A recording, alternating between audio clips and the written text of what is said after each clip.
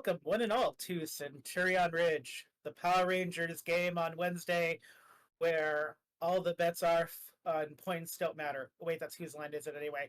I'm John McDonald, your fearless GM, who in this version of the Power Ranger universe plays Alpha, Ivanus, Goldar, Pangas, and an Ernie that is legally distinct from the Angel Grove Ernie because he wears a polo shirt and runs a pawn shop. I'm not sure he's ever had a fruit smoothie, but who knows? I enjoy being here with my Wednesday night crew that is distinct from the podcast in some respects, but in other respects is partially the people on the podcast. New episodes of the Power Ranger podcast that happens every other Wednesday will be coming out soon. The Term Paper Trilogy is the kind of center middle of the season 2, Sentinels the senior year. It's very excited as literally the fog continues to roll in, and I continue to make John Blair hate me just a little bit more as Zordon with every day that passes because Zordon can't give Brick the answers they want for reasons. So tune in for that. It's really cool. It's super cool and emotional. Super cool and emotional also is my turn as Abernath Quinn, who will probably be murdered on the boat on Sunday for Call of Cthulhu, which will be coming back since we took Memorial Day weekend off. So come watch Abernath turn into Babernath because I have my second character lined up, and he's just going to have the same name. So tonight we're starting off a little differently with the Rangers here. The content warnings will come across both in what happens in this introduction and in the actual game itself, because what's going to happen is each of you roll a d20, and you're each going to have something happen in the night while you dream after you've blown up the bread factory. And we're going to start with Alex. So, Eric, if you want to introduce yourself, and then I'll let you know what Alex dreamed with your one. Hey, I'm Eric from Norse Foundry. I play in everybody's favorite Black Ranger, Alex. Woke up this morning with a sore throat, not feeling great, but I'm going to power through, and I can hardly wait to see what my natural one and my huge 5-pound aluminum D20 gets me. It was a very pretty huge 5-pound aluminum D20.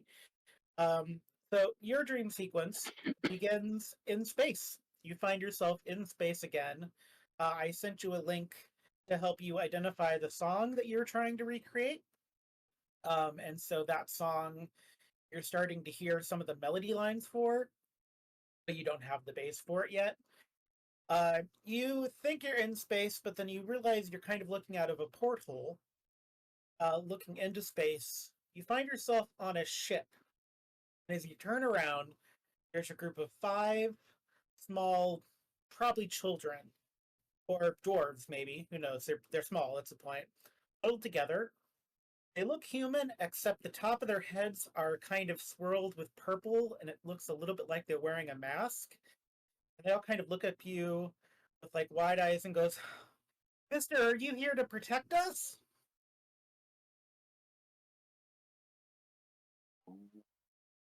Where's here and yes? Oh, well, And that's from good. what? Well, our parents said to be quiet while we were escaping.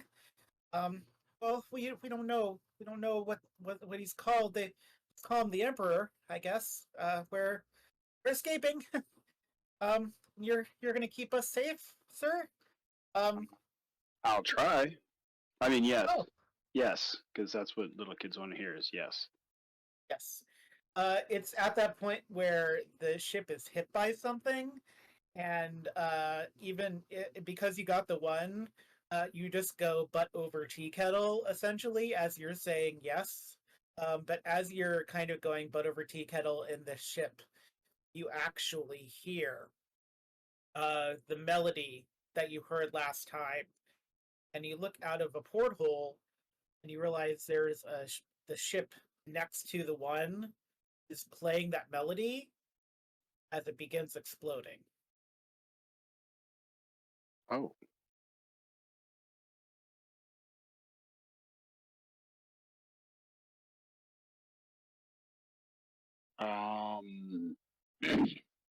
We need to leave now. So which way are we going? Because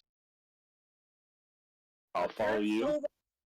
Our parents told us to stay here. There are literally just like 5 kids in this room you're in. You don't actually know how big the ship is, so it's at least big enough for a little cockpit if the other ship is any indication. But they're just like this group of kids and like a box, and they're just kind of huddled next to each other at some sort of cargo hold. Um, which way is the place where they fly this thing? Not that The kids are kind of crying, so they're not answering you. Um, you notice that one of them has a little pouch it's taking out little globes of blue stuff and like feeding it to one of the other kids to like get them to wake up, and they kind of sniffles and goes, the, the pilot's that way. We don't know where we're going. They said not to say in case the Emperor catches us. Oh, um, right. Great. All right, we're going to the cockpit. Let's go. Come I need you to give me. Uh, how's your It's horrible. persuasion Oh, hold on. I don't know. That might be good. or your performance? I want to give you the best shot at this. Uh, where's my persuasion performance. I have persuasion at D6 or persuasion at D4, performance at a D6. Let's have you do performance. As you go to speak, you're going to sing your words. But it's Okay, going so to sound great, even if you're not normally the lead singer. specialization, yes. No skill shit.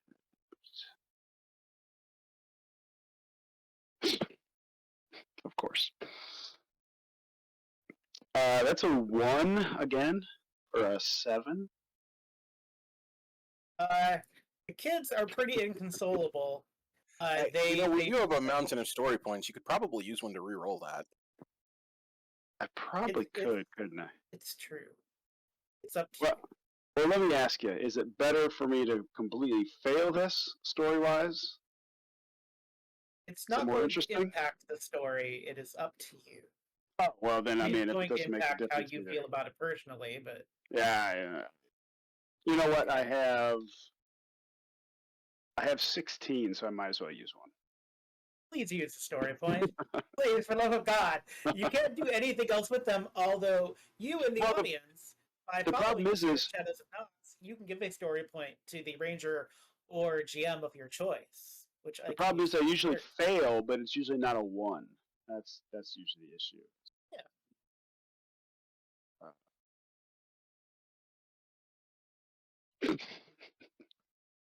Okay. Yeah, the kids are inconsolable. You can actually smell it. The blue like bead orb the older kid gave one of the younger ones is just like pure water. It smells like not non-chlorinated like water. Like it smells like a lake in here now.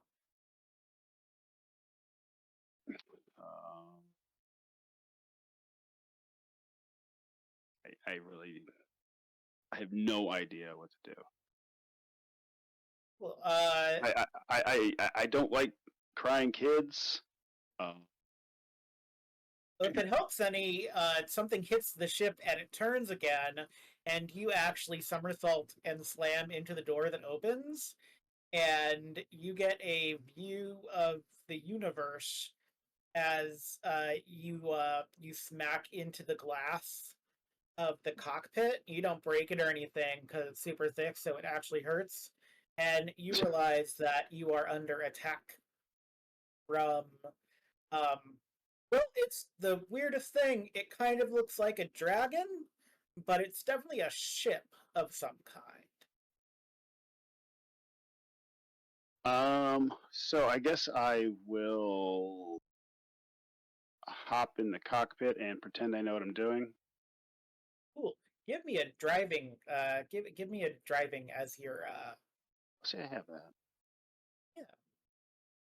as your dream comes to an end. We'll see how capable you are. I'm going to go out on a limb. I'm going to go out on a limb and say I'm going to get a 3. I guess technically because Oh no! it Look at doesn't that. have any direction. Oh, you got a 23. 23 with Great. critical success. Wow. You Han Solo this escape pod, you guess. But again, that same melody, you can hear it. You don't know where it's coming from. It's definitely not coming from the weird mechanical dragon ship. You hear that music again as your dream ends. And then next we're going to go to Felix, who got a 9. John, if you'd like to introduce yourself, and I'll tell you about your dream. Hi, hello there. My name is John Blair. You can find me here every Wednesday or every other Wednesday on Centurion Ridge as Felix Bouchon. You can also find me on the Power Rangers podcast as another Pink Ranger, Brick Kerrigan. And you can find me on the soon-to-be being villainous as Eden, the centaur, who likes to use nature magic to destroy humanity. Don't we all? Yes, I happy to be here. I rolled a 9 on my d20, so I'm excited to see what I get to do and what my dream entails. Hopefully, it's nothing too awful. Well, we'll see.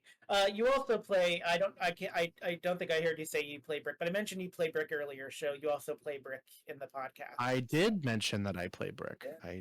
Okay. I was did thinking- mention that. The reason I didn't hear that is because I was distracted as you are. You wake up and there is fire all around you as you get your bearings. You're in the Enchantress, but it is on fire currently.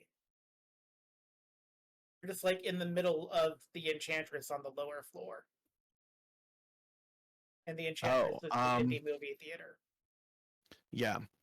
Well, I'm gonna look for a way out.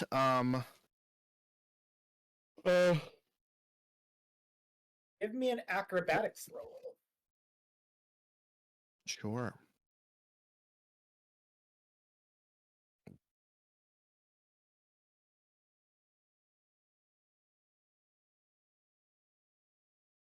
That's a 20. Wow. That's a 20. Yes, that's very good. That's most acrobatics. That's a success.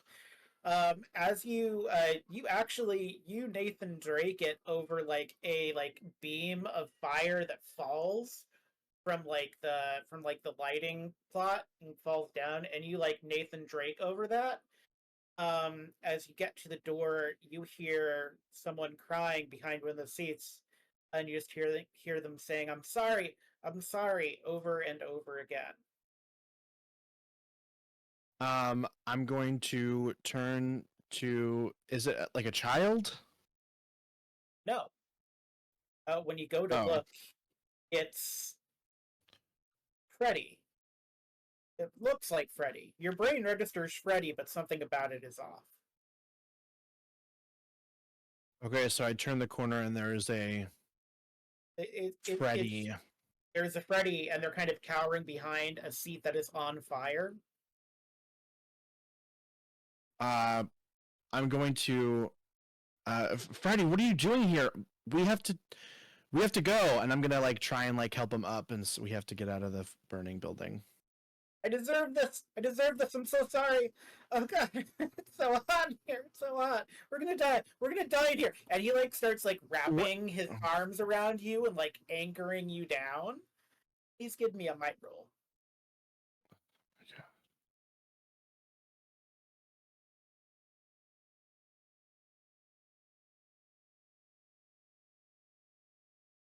Damn, 17. 17. That's good. Freddy does not have that high a might. 17 is perfectly fine. You wiggle out, and that's about the time you glance, and the kind of projector screen, a big picture of Ivan who's grinning from ear to ear appears, and he seems to be looking at you and laughing, Felix. I'm gonna turn back towards Freddy, and I'm gonna try and grab his hand so I can lead him out of the burning building. You do grab his hand, but like it stretches Mr. Fantastic style as you try to get him out of the building, and he goes, "I'm sorry, I screwed up. I screwed up, and I can't fix it. I'm so sorry." Sorry, Felix. Freddy, come. It's okay, Freddy. Come on, just get up and come with me, please. Give me a persuasion roll.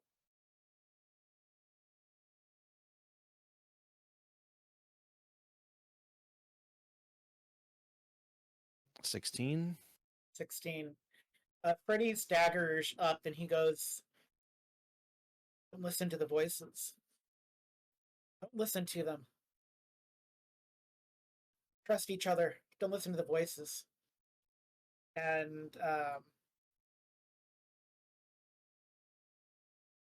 you're able to get kind of get out of the fire from the auditorium, but the hallway itself is on fire in the Enchantress as well.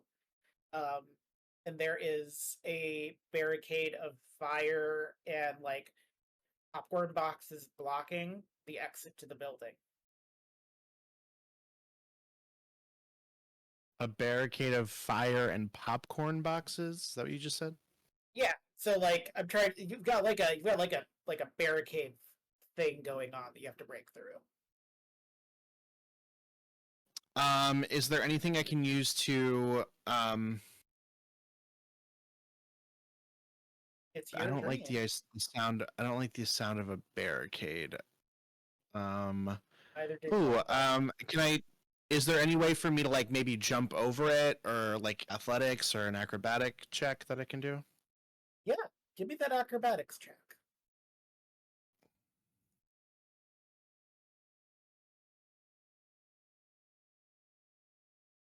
Oh, 7.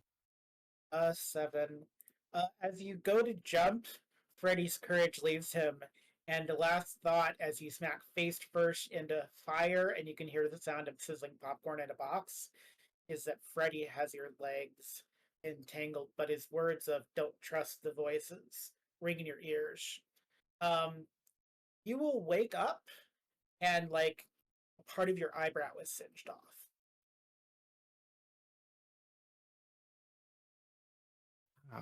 What? But you can pull it off. Um,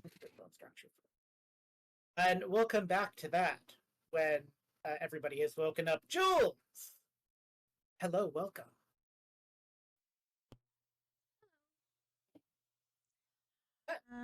I guess it's my turn. I am Isbits. I am here every Wednesday, either on Twitch tonight, playing Jules, the Blue Ranger on Power Rangers Centurion, or alternate Wednesdays on the Shadows of Nox YouTube for Power Rangers podcast, where I'm the Red Ranger, Jane Russell. I also run Call of Cthulhu on Sundays here on Shadows of Nox. And I am a villain in the villains game that we are recording, and hopefully in the next couple weeks we'll have more information about when we will start streaming the sessions that we have recorded, and starting June 22nd I will be on Lucas G Variety playing Fallout, and then I have a couple other projects that I am currently working on and will be giving more information about as I am closer to starting it up. I'm very excited about what you proposed for October. So I'm super looking forward to that for myself personally. Me too. Yes. So, Jules, Mm-hmm. you've probably seen pictures of your dad as a younger man, right? Mhm. I would Yeah. say. Definitely. Can you describe your dad for me a little bit? Yeah. Like as a younger man, like what would he wear? Like if you were going on a hike with your dad, what would he wear? Am I describing Like him for as his Indiana younger Jones. self or his older self? Younger self and like a sexy Harrison Ford, Indiana Jones vibe kind of thing, if that was his thing. Um, I mean, I don't think that that is how I would describe my father. I think I would probably say that he was more like the professor version of Indiana Jones. Um, he had like wire rim glasses, and he always wore like suits. Even though he was teaching kids, he liked that aesthetic.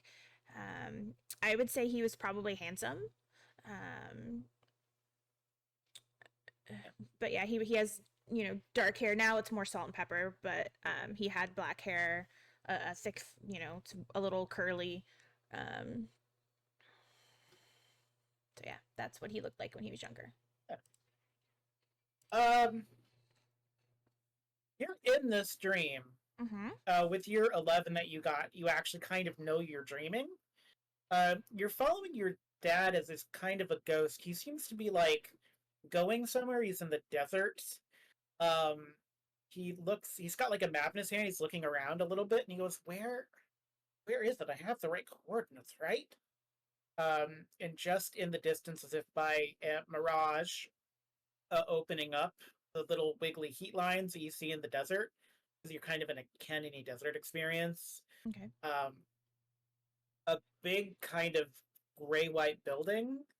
It's got like kind of rounded tops with a couple of like weird spire things. You can't tell much about it, just that it's gray, so it's not the. It was either built or put there. Uh, are you looking toward the building? Are you looking more at your dad? Are you looking at the deserty space? Where are you looking? Probably at my dad. Your dad is crying. He's like in distress. Do I see anything else around him that might be the cause of his distress? Like, is he holding anything? Was he talking to someone? Give me a culture roll. Okay. We'll let the dice decide.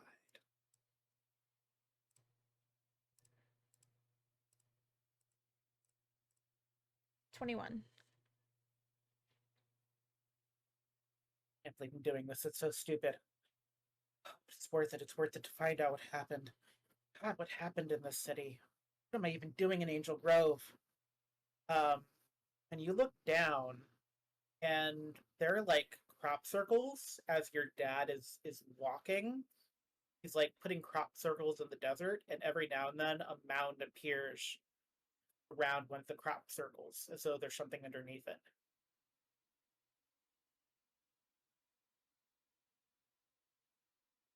How far away am I?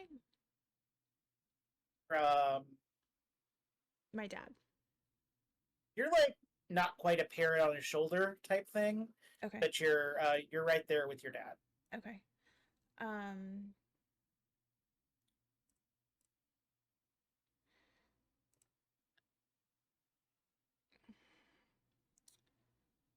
Is anything moving under the mounds? Does it have like any other kind of shape underneath, or is anything You're gonna poking wish you out? hadn't asked that question. Yeah. Actually, because the more you look at it, the more you're pretty sure that's a burial mound of some kind. Awesome. Um, if I tap my dad on the shoulder, is he aware of my presence? Would you like to find out? I would. Okay, you tap your dad on your shoulder. He doesn't react. He just starts to cry and goes, "This guy better have information." He just shakes his head like he saw something that he just can't get out of his mind. And he doesn't seem to notice the burial mounds. Like he like steps over one of them. But that's just because that's how he walks. Um, do I see anyone else approaching? No, but he's getting closer to the building. Oh, you're pretty sure. Could be a mirage. Could be a Holiday Inn. I'm gonna follow him just to see where he's going and to see if he's actually meeting with someone. He gets because this is a dream, so we're gonna say the time shortens. He gets closer to the building. It's this gray building. It has a whole bunch of slash marks on it.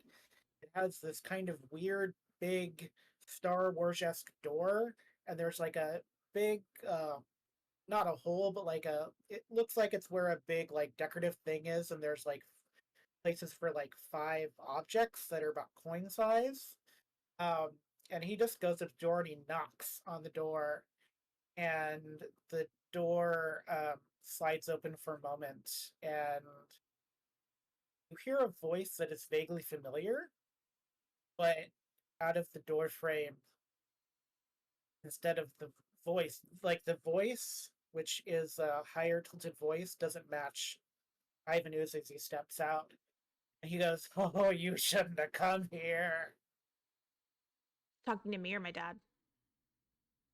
Talking to your dad. Does my dad say anything in response? Your dad goes, have to know. I have to know the truth. You're in my way.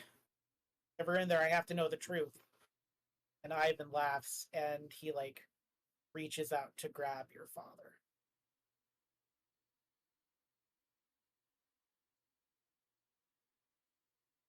Well, since I'm fairly certain that this is a dream, I just really kind of want to see how this plays out. And I also kind of want to look past where Ivan is inside the building and see what's actually inside.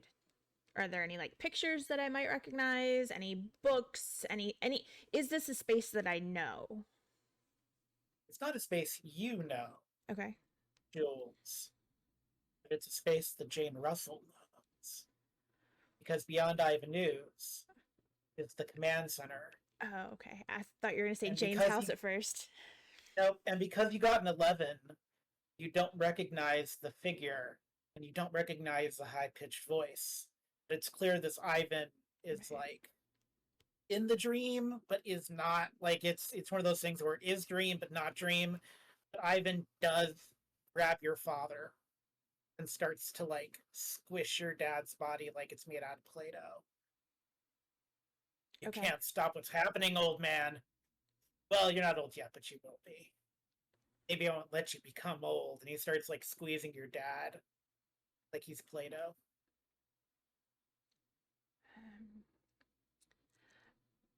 So I know that this is a dream and it's probably not going to work, but I would like to attempt to push Ivan away from my dad.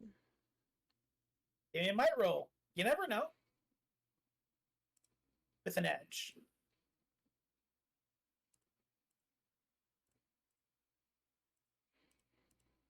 14? 14. So you don't succeed in pushing Ivan away because Ivan is made out of ooze, because it's his last name. But 2 things happen. Mm-hmm. One is that as you surge forward, you're enveloped by golden lightning. Mm-hmm. And the second part is that Ivan makes eye contact with you, and his eyes get wide and go, "Oh, come on, seriously?" I want to wave at him. What I'm looking for. Mine. You don't get to have it, little girl. Why don't you go ahead and wake up? Can I is there anything around that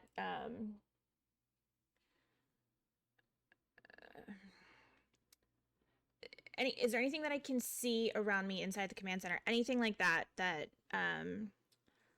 looks important that I need to make note of besides like the fact that it's the command center? Ivan is blocking the door, so you can't Okay. actually Can't see really much see. in it. Okay. You just know there's somebody else inside of it that Ivan is keeping from seeing. Okay. Okay. You're also, by the way, you are sparking gold, so that is also something. You're not sparking blue, which is what you think you'd be doing as a blue ranger, Right. right? Yeah. Do I feel any different? You feel stronger. You feel more sure. You feel more confident. I feel like you could Lucy and Charlie Brown Ivan Ooze if you had a football. Like you'd be Lucy in this Yeah. scenario. Yeah, I was actually gonna say I would really like to maybe like kick him through the doorway if I can, since I'm Yeah. feeling all strong Me- and potentially Sure. confident. Give me a Um, might or a finesse roll with an edge, whichever I- kick you're going to do. I would rather do finesse. Sure, we'll give you a classic Ranger Taekwondo kick. TM. Awesome. 24. 24. You kick him in the fangulis, as they say on the East Coast. Didn't even know Ivan Ooze had fangulis, but he curses at you in what you assume is an alien language, and he goes, "Ho, ho, ho, ho. It's gonna be so fun making you pay for that." And then you wake up from your dream, and your whole room is just bathed in uh, electric light. But we'll get back to you waking up in a moment. Link or Grim. Tell me about Yes. the address. Hi. I'm Grim. Uh, I'm here on Wednesdays. And on Centurion Wednesdays, I'm playing Link, the Red Ranger. And you'll catch me eventually on the Power Rangers podcast playing the Green Ranger Oz. I say eventually because season 3. I am the GM for Being Villainous. I'm excited to be able to do more. We're recording another session on Monday, and I'm super hyped for it. Um, and like Izovitz, I will be on the 22nd of June playing Fallout on Lucas G Variety. I will be reprising my role as Lucky, the the vault dweller who knew. I say knew because now he's been here for a while. Who knew nothing about the wasteland, but was friendly to everybody, and will probably continue to be friendly to everybody. I feel like that's his shtick, and I'm good for that. So, Link, you love kung fu movies. They're kind of your thing, right? Absolutely. What is the ideal setup for a kung fu film for you? Like, what's the ideal? Like, is it like a one of those 2-level tea room places? Is it like outside? Is it like Crouching Tiger, Hidden Dragon in the trees? Like it's a sense of like a space for like a good. You're gonna beat up some like evil ninjas kung fu movie madness type thing. All right. So it's always the open square outside of the tea house. So the fight starts out in the open, and then they eventually go into the tea house and start using the furniture to fight. The tea house doesn't have to be a 2 level; it can be a single level. But 2 level tea houses are kind of they're kind of the standard because then they can do the whole wire jumping thing and stuff like that. It's great. So you've probably had kung fu dreams before. I'm guessing. Many times.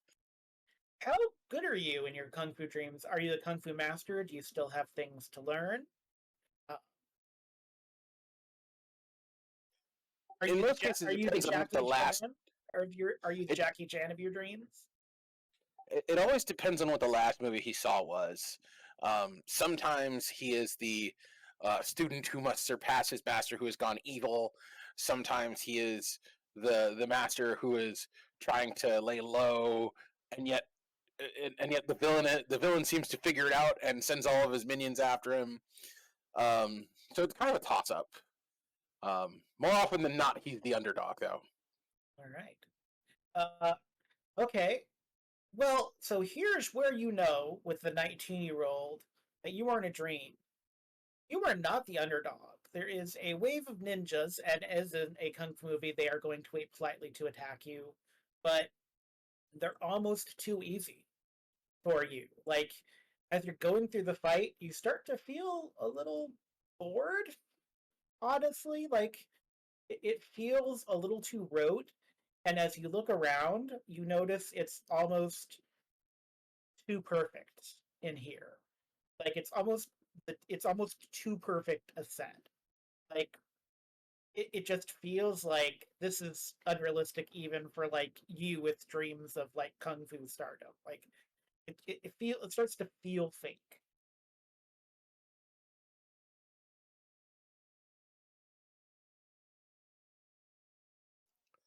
Well, that's fun.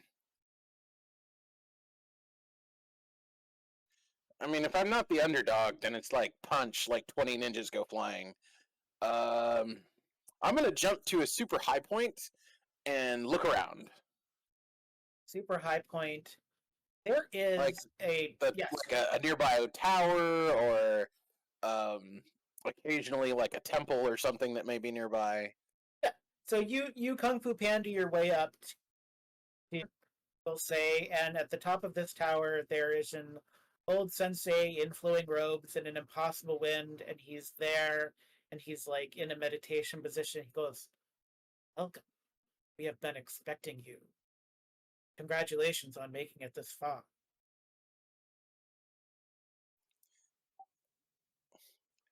I have come to learn from the master. I have a great evil that must be fought and defeated. And Link starts like rubbing his chin, going, "Is there anything else I need to add to that line?" No, no, that's good. That's good. The sensei looks up at you and goes, "You do not need to learn anything. It's all in your hearts. What you must have is the correct tool. Of course, the tool is as good as the wielder, and you are the very best at wielding. Are you ready, young one, to take your place?"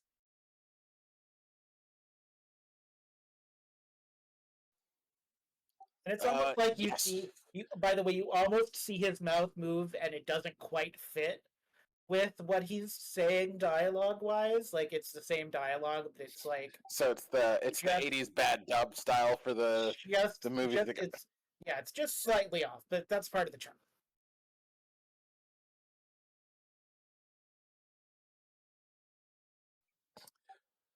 Uh, I am ready to join the ranks of great masters, so that I might rid the world of evil. Very good. Once you take this, there is no turning back. But you are strong. We entrust this to you, and you alone. Let no one else take it, lest they be corrupted by the great evil. And his hands go behind his back, and he has this like he has something kind of long and wrapped in a cloth, and he holds it out on his two hands. A gift for you from the gods. I will use this gift wisely, and he will bow and like lift it out of his hands with both hands. It's real heavy. The second you take it, like you almost fall over. It's still wrapped in a cloth, though. If this is anything like the movies he's used to, all will be revealed at the appropriate time. But it's not, because it stops waiting for you to reveal it. Okay, and he's gonna go ahead and unwrap it. It is a black staff, and it has like three golden like bars atop it, and then like some sort of ruby at the very tip of it, and it has like this golden lightning effect to it.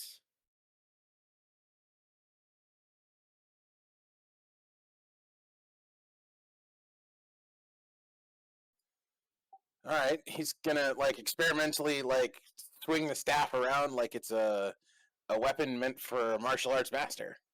You like start destroying the walls of the tower you're in. It's almost like it takes you a second. Like it feels like you're doing that thing where Goku did where he was like in the tournament and he like took off the weights and like they slammed into the floor, right? And it was like accessing true power. And the sensei begins laughing and goes, "Oh, you'll have to make this choice again, but you won't be dreaming this time.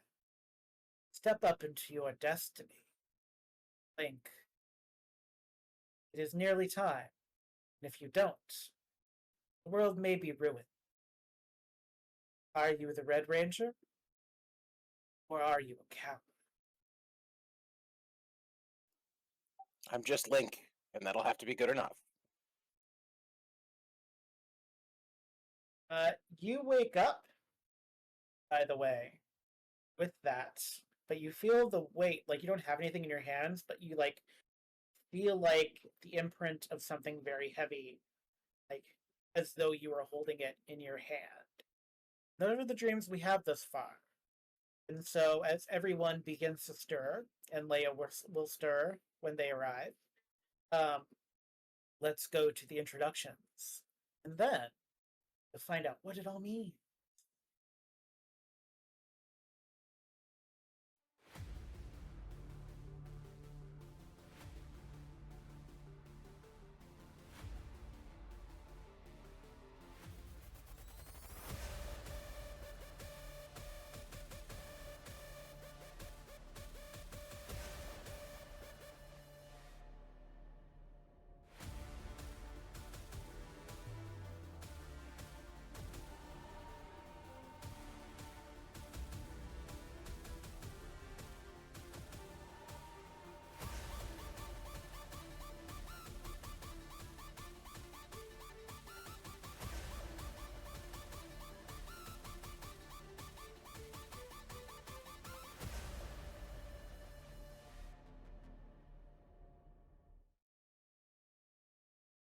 Welcome back.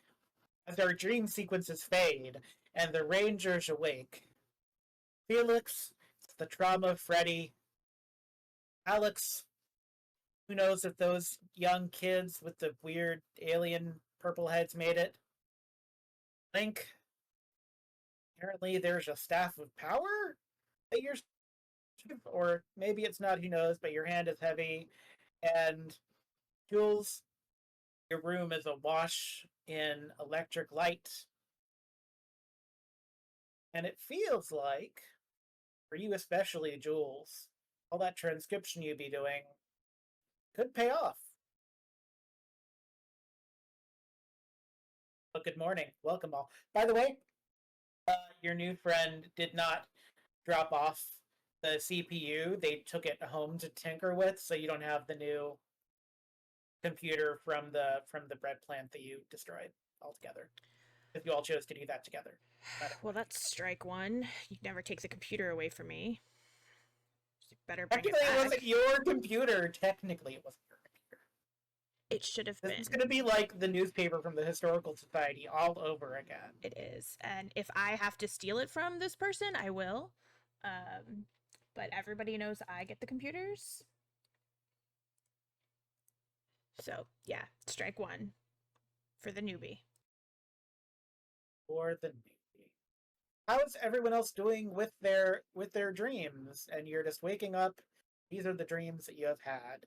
It is it's morning, but it's a little later. It's much closer to 10:30.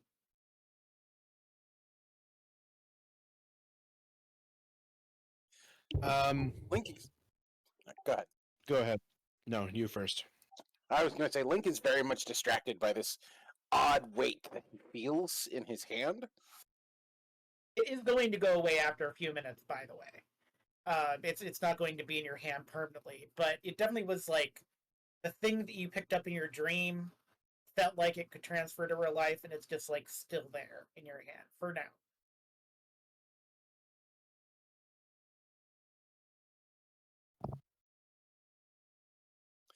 Yeah, he's going to be distracted by that most of the morning, even if he can't feel the weight.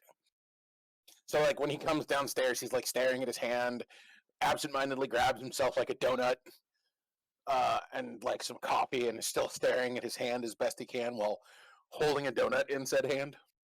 Ernie's gonna look at you strangely and go, you doing okay, kiddo? By the way, we're not gonna have you have, until you all are ready, we're not gonna have you have that emotional conversation with Ernie. We're just gonna say at some point you told Ernie, so he's grieving, or whatever you decided to tell him about Freddy, but we'll come back to that for like a very special episode if you all want to do that, because I feel like that's gonna be very. But yeah, Ernie's like, how Very you emotional. doing? Yeah. I'm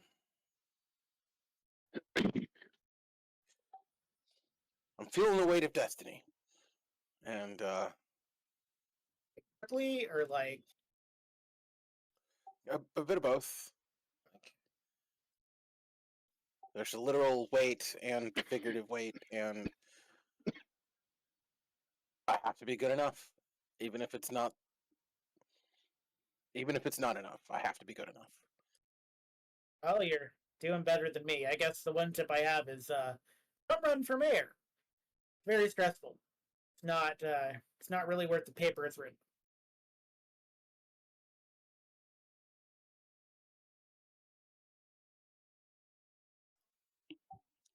That sounds like a plan.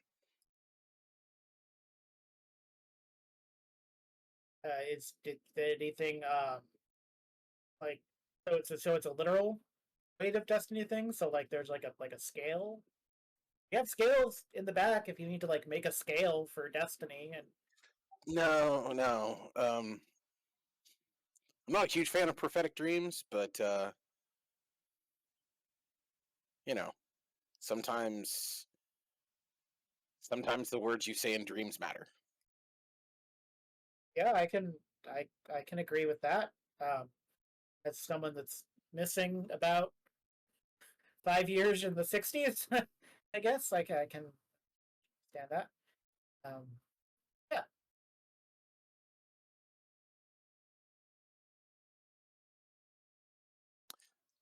Link's just gonna trail off after that. After he finishes his donut, he's gonna grab another one. all right. As you get your second donut out of the corner of your eye, there is a light flashing outside the window. It's flashing in the sky, so it's not like a flashlight shining into the pawn shop.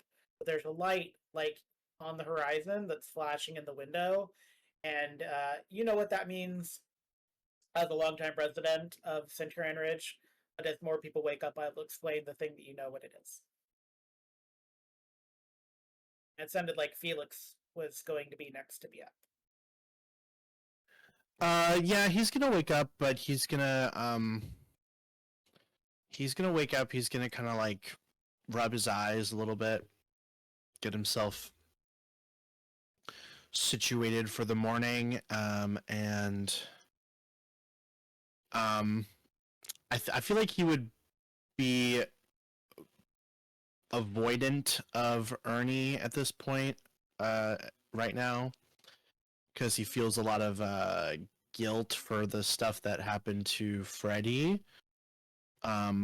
So Also, you're missing like a third of an eyebrow, and it was like singed off. yeah, he's So, like, gonna you can still look in the feel mirror.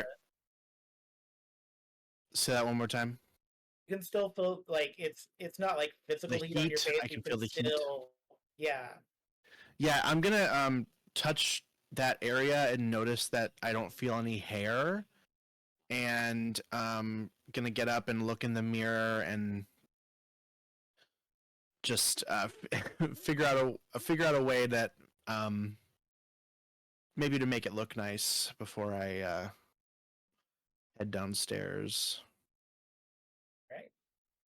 Would you like to wake up any of your compadres? Or are you kind of like going down the fire escape to avoid anyone? Yeah, I'm going down the fire escape to avoid people. I think he needs to he wants to take like a he's gonna like maybe take a little walk.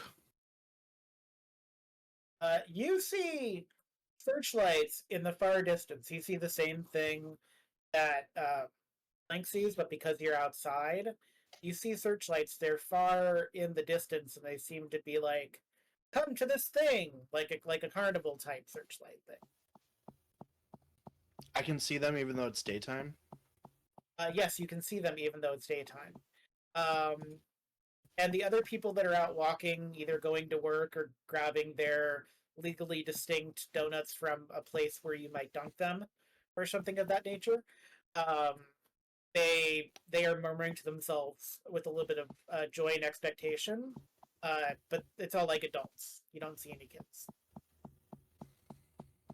I'm gonna maybe nudge one of the other people that I see kind of walking around and go, "Hey, what's going on over there?" Pointing towards the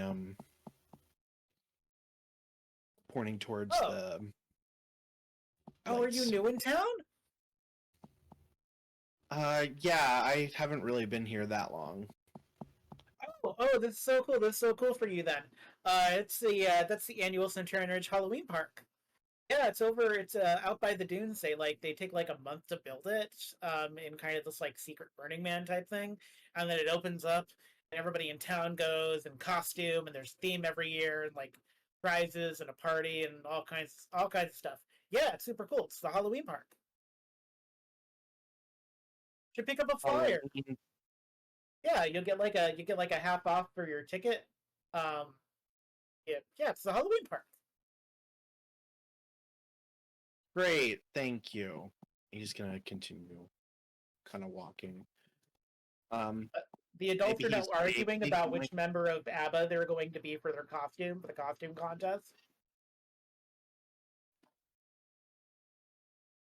Seems like a unrealistic thing to fight about, but I'm not. I won't say anything about that. There's 4 members of ABBA, so Yeah, it's true. Um, yeah, I guess I'll make his. Where can I should have asked where I could get a flyer for the park or whatever. Does the legally distinct donut dunking establishment would they have any Yes. flyers in there in regards to the thing? Ernie's Pawn Shop will also have it's not just a flyer, it's like a little booklet thing. It's like this kind of glossy higher tech thing. It was delivered overnight by Magic or something. Or you've just been so busy it's been hard to pay attention. But yeah, it's a Halloween park. Apparently it's an annual tradition here in Centurion Ridge. Did everything the excited people headed to work said was true. There are rides, there's food, there's like a spooky witch tarot readings and all that jazz. It even has like it actually touts its safe zone for kids. So like you can like have like a real spooky experience or a real like safe experience as it is. Um, it's like a whole family thing, and you can kind of decide.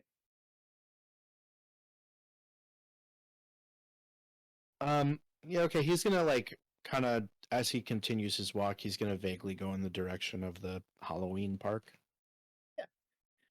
You will not be able to walk there. You will need a vehicle of some kind. But yeah, um, give me actually give me an alertness roll.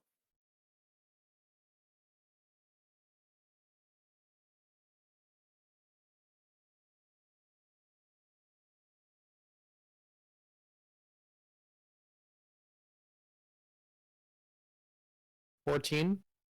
14. Yeah, as you walk along, you start to see more and more adults that are like flipping through their own booklet, and a couple of them are now arguing about if they're more a Barney or a Fred. So apparently, people do this in group costumes for whatever reason. That's not what you notice because again, it's kind of weird to argue about if you're a Barney or a Fred. Um, I feel like that one's a little more that one's a little more. You don't mind that a one? little more positive for an argument than the ABBA one is, in my opinion. The weird thing that you notice is not that the adults are excited, it's that the adults that are like have kids, the kids seem to have no response. Like they just kind of shrug when the adults like start talking to them about like, oh, you're gonna make the cutest like Pebbles or Bam Bam or Dino or whatever. The kids don't seem to respond at all.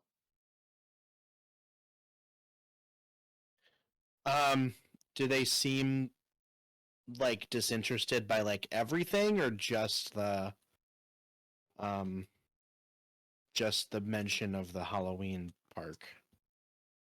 Currently, it's just the mention of the Halloween park. If you'd like to find out, you can give me a culture roll. And we'll see if you can get higher than a 14.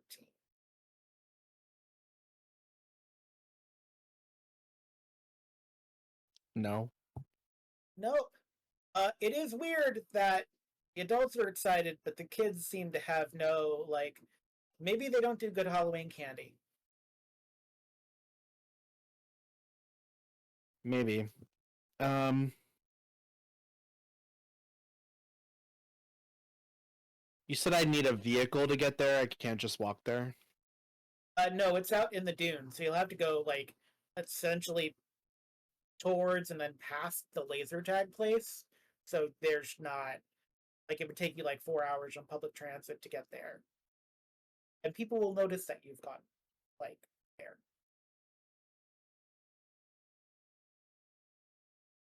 Okay. I guess he's gonna take the flyer and his take the flyer and head back toward. I don't want to go back there. Where do I want to go?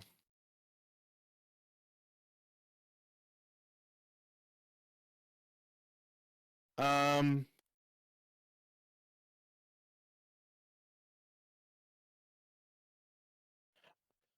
Okay, is there a way for me to get back to Ernie's and then kind of like maybe make my way into the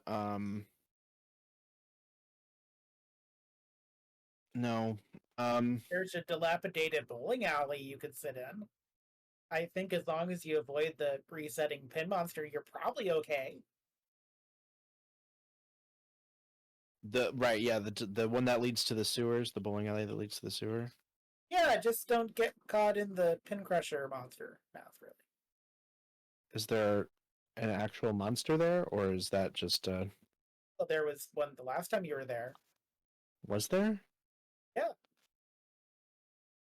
I believe it was Link that almost got crushed by the teeth of the pin monster. I can't quite recall. Please watch the previous episode where they go into the dilapidated bowling alley for more information. That was last episode? No, but it was the previous episode. That's like my Buffy Oh. previously on Buffy. Okay. Yeah, I'll go. I'll hang out in the bowling alley slash underground area. All right. As you take a pause and reflect, we're gonna take a little pause and we're gonna go to break to rearrange our cameras so that Leigh Mackenzie can have their dream, and then we will be back and everyone else will awaken as one Broads with donuts and one Broads without donuts. We'll see you in just a moment. Leigh Mackenzie. Jumping right on in.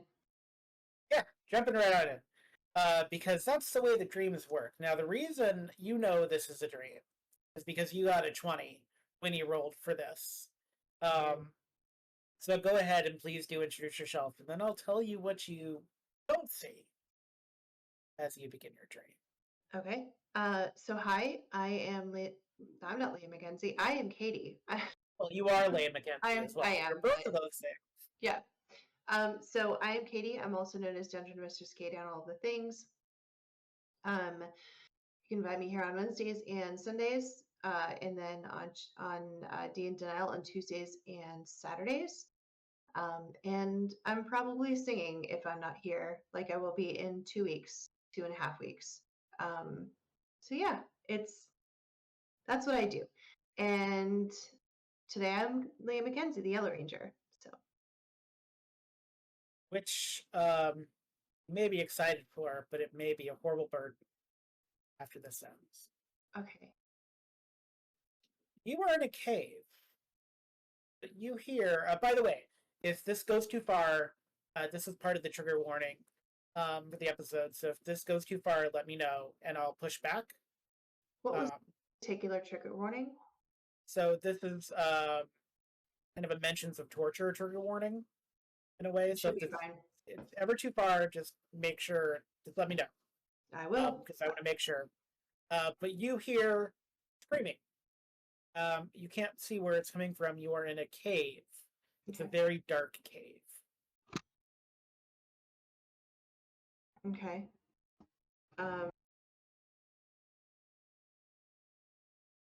Is there any is there any light at all? Any source of light? Am I walking away from the entrance or You're not sure where the entrance is. Okay. You only know it's a cave because you can see there's rock. Okay. It's you could probably another person could walk next to you, but it's not like a huge cave. But you know there must be some ambient. There's enough ambient light to tell you you're going to have to turn the corner eventually, and that's where the screaming is coming from that you're hearing. Okay. Am I able to suit up? Give me a culture roll. Once I actually get into my character sheet, I shall. Yeah.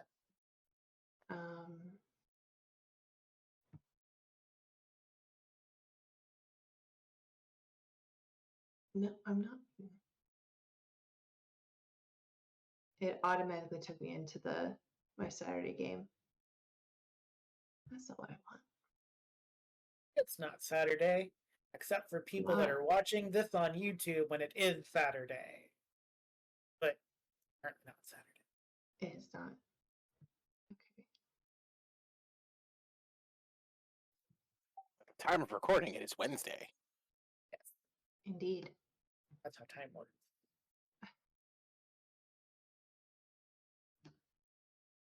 All right. So you said culture? Yes, please. Okay.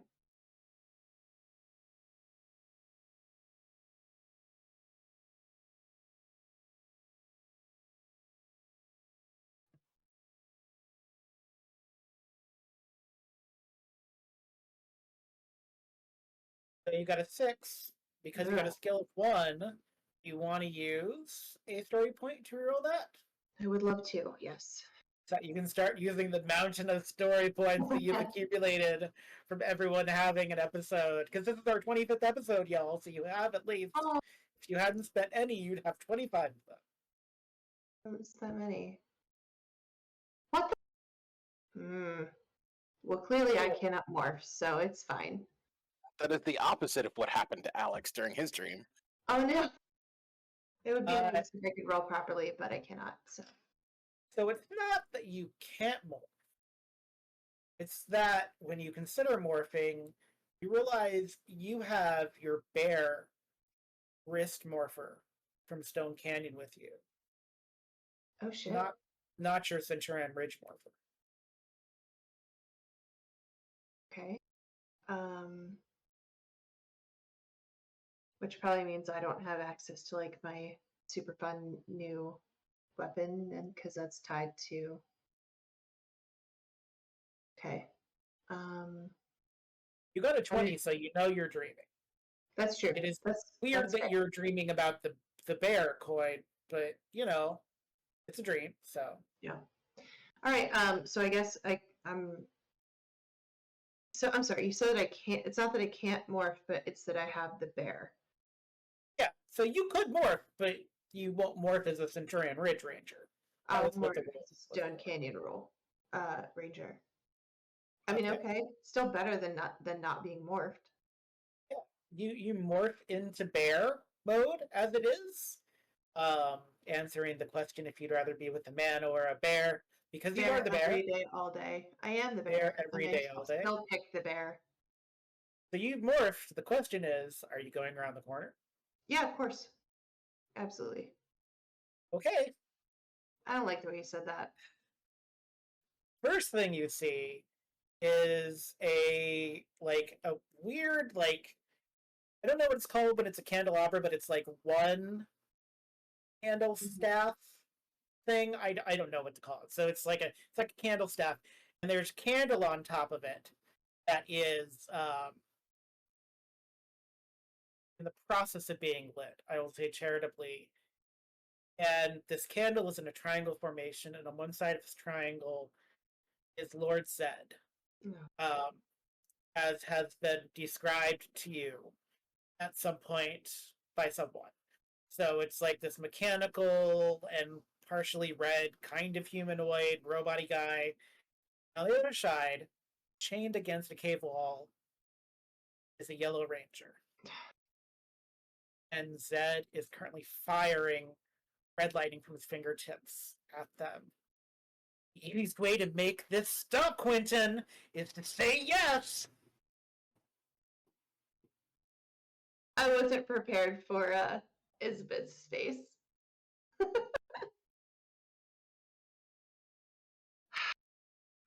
since I don't know what that means, I mean, I can guess, but Leah wouldn't know. You can guess from the context clues of the two people that are currently angry at me and about ready to jump through their computer to tackle me whole. I'm putting But pieces yeah, together. Okay. Well, do I have any weapons, or is it just me? Am I the weapon? you have a blade blaster, I do. and Okay, also your bear form. You had like kicking powers that's because true. you kicked Rita when you were at the North Pole, and it was a Right. mighty kick. It was a mighty kick. Although I might be able to shoot Zed versus getting up in his face and like he knows I'm there. Like I might be able to like take him by surprise if I shoot Sure. at him. That's my thought. Okay.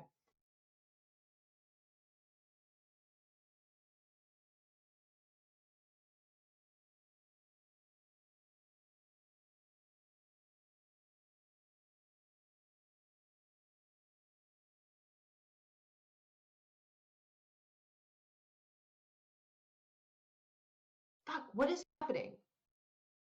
That's Uh, 3 in a row. Give me a targeting again, because I was going to have Yeah. you do whichever you did with 6, Ned 7, 8. show. Yeah, give me targeting again, and we'll say whichever is higher is the score you got. Okay. This is bizarre. I swear if I get a 10 or a 9.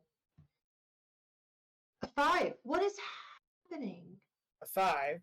That's 4, that's The, 5 failures in a row, like really low failures in a row. well, as you go to hit Zed, your blast goes right through him as though he's a ghost. Okay, so I couldn't have hit him even if I was good at it. Okay. Zed pauses at that moment, but doesn't look at you. He's still looking at the Yellow Ranger. Goes, "You're tough. I can offer you whatever you want, Quentin. All you have to do is tell me what's most important to you. Think Zordon's the only one with power? Come on. No one's come to get you yet, sport. I don't want to hurt you. No one wants to see you in pain, Quentin." And he zaps him with red electricity again. And you hear a scream come from the ranger, clearly in pain and affected by what's ever going on. And everybody else right now that is in the podcast is like ready to punch me, I feel like. Meanwhile, Grimm's just like enjoying every damn second. I If mean, you'd like to find out more about why this is happening, please tune into the Power Ranger podcast as episodes of season 2 are released. yeah, I mean, I guess I could just yell at him. Like, What would you like to say to Lord Zed? Hey, get away from him. Zed stops and turns. Who's there? Can he not see me? Apparently not.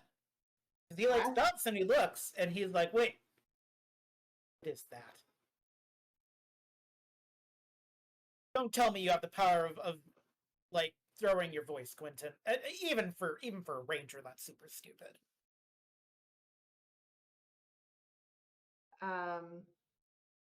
I'm gonna laugh, like loudly laugh, and see if like the sound reverberates and gives him some kind of reaction. I will say it does. And as he like goes to like claw the air or like exclaim at the air, he like smacks into the candle and knocks it over. He goes, Excellent. great. Now I have to start this process all over again. And he like grumbles and he like calls for like Finster to come in to like fix the candle.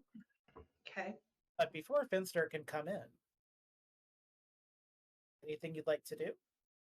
To see if I know like shooting Zed went right through him. I don't know if I can release the ranger, or if I'll just be ghosty again and go through them. But I would like to try. You can try. Give me a might roll Okay. with an edge. Okay.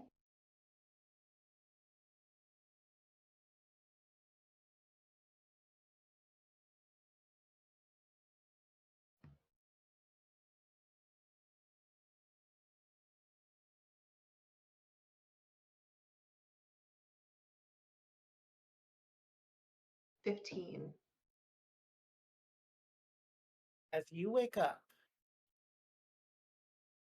you transfer some of your fastness and energy to Quentin, giving him strength fight against Zed for a little bit longer. It's where you can see a face through his morphed form. You can like smell. Like you don't know how long this ranger has been morphed, but he's been morphed much longer than any ranger should be. Like I don't want to be like BO, but like you can smell like it's somebody that's been chained up for a little while. Yeah. And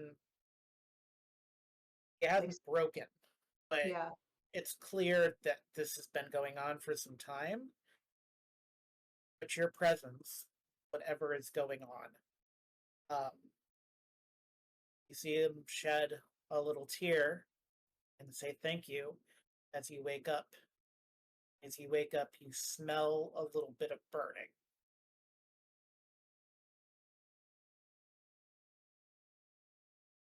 She's immediately calling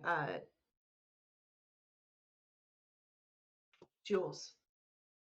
All right. By the way, the burning is localized to your hand, where the saber-tooth tiger coin with the burnt edges is currently burning the palm of your hand.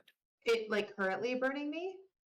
Yeah, Like, I'm it, holding like on to it? it's Oh. in your you did not go to sleep holding it, and it's currently in your hand as you wake up. And Jules, you hear Leia, because you've just had a dream all your own. Also, sorry for the emotional damage to Isabit's and Oh. I can't even right now.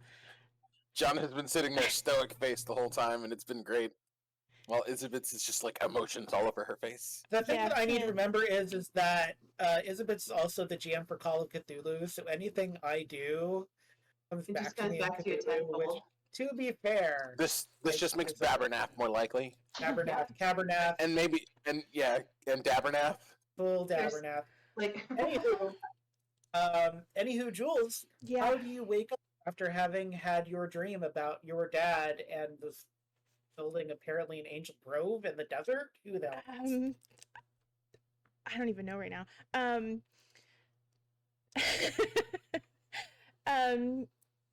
I guess I'm confused. I kind of want to call my dad and ask what the hell. If something like that ever happened, did he look for some like strange man to give him some answers about something? Potentially in the desert, potentially not in the desert. I'm curious about the voice that I heard that I kind of recognized, but I can't quite figure out who it was. Sure. Yeah. So that is how I wake up. And to the sound of Leia. Leia, are you screaming Jules' name, or are you just calling out for Jules? no, I legitimately was going to call her on my phone. Oh, okay. No. So you're before you can call your dad, your phone. I just thought you were like going to scream it in the No. building, which would be fine as well. No, because I don't live in the building. So Oh yeah, you don't. Well, yeah, then you would just spook Evelyn. But yeah, you Jules, before you can call your dad, and before you can deal with the fact that your room apparently is again a localized golden lightning storm, you got a call from Leia. Hello? hey, so I had the weirdest fucking dream I've ever had in my life just now, and Join the club. assuming I was gonna say, did we all have weird fucking dreams? I haven't. No? I just woke up. I haven't talked to anybody else, but I definitely did. Okay. Well, that's a good indication that maybe a lot of us did. I don't know. So what was your dream about? My What was the- dad. He was younger, like maybe in his 20s. Okay. He was in a desert, kind of, and he was mumbling to himself about needing answers from somebody. And as he was walking around, like burial mounds were popping up, but he went towards a building. And when he knocked on the door, and Ooze opened the door, and um, I heard people in the building behind him, but I couldn't. I feel like I know the voice. I just can't put my finger on who it is. It was kind of high pitched. I don't know. It was a really distinct voice.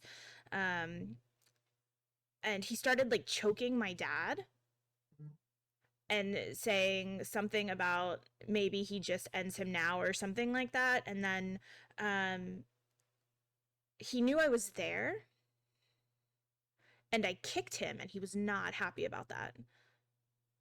And then there was like gold lightning everywhere. I don't know. It was really fucking weird, and I don't know. What was your Um, dream? So I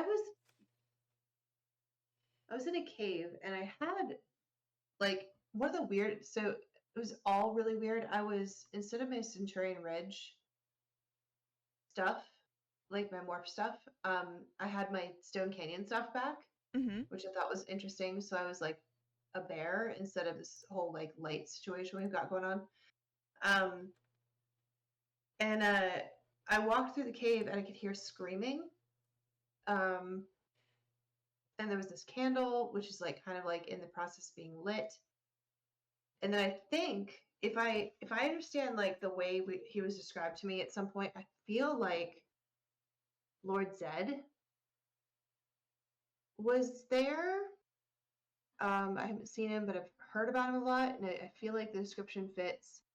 Um, like red and muscly and gold and veiny and icky, kind of mechanical, weird. But he was torturing another Yellow Ranger, and I'm not super sure, but I think he might have said his name was like Quincy or something. Can't remember everything perfectly. I don't know. Emotional damage. Does that mean anything to you? I don't, because I don't know who that is. So much. It means so much. Um, no, I don't recognize that at all. Mm, But that is really weird. it is really weird. And then I woke up and this damn power coin was in my hand. I didn't fall asleep with it in my hand, but somehow it got into my hand in the middle of the night, and it's like burning. Well, I would have dropped it by now, but it was burning into my palm. Are you okay? Not like, yeah, I think so. I think so. You have like a little scar, but it's not like it's not like a map to somewhere or anything like. But yeah, or like yeah. it's not like melting into my skin at this point. It's just like it was a little singy when I woke up and smelled a little gross. It's still I mean, dingy and smells gross, but it's not in your hand anymore. yeah, no, I would not have held on to it. But yeah, it's maybe this is my penance for like being really wanting the saber-tooth tiger so much. I don't know. But yeah, that's what my dream was. I wonder if the guys had any dreams. Give me a sec, and I'm gonna keep her on the phone, and I'm gonna walk out and just start going to bedrooms to see if people are awake. I can't remember who's closest to me. Yeah. But I cannot. I will say, because I know Alex has not yet said where they went downstairs. Alex, are you trying to copy a melody still? Like, are you? Because this is the second time you've had a dream about this same, like, song in the stars. Apparently. Yeah, he would wake up and just kind of shake his head, like, mumbling about the emperor, not understanding what that really means. And then, yeah, just try to hum along and try to just see if he can figure it out as he heads down to get breakfast, because obviously his dream wasn't nearly as involved as everyone else's, because he really didn't understand what it meant. So Well, give me a performance roll, and let's see how you do on that. Two, as you at the end of your performance roll, Jules will meet you in the hallway. 17. 17. Yeah. What's kind of cool is that it is a little different than your usual, but it's kind of in your wheelhouse. It's a little bit like retro rock. It has a bit of like a dark Kiss vibe as it is, like before they went like disco. So it has like a bit of a raw Kissian thing going on in the best way. But yeah, you've never heard it before. This is the first time you've ever, except for in your dreams. Like it's not something in your discography as a whole.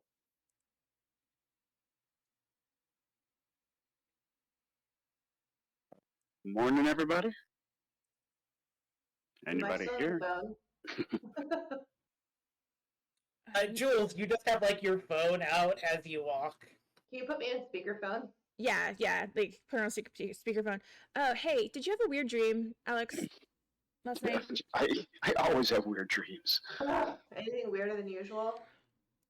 I don't know if it's weirder than usual. It was different. I was flying a ship full of kids being attacked by the Emperor.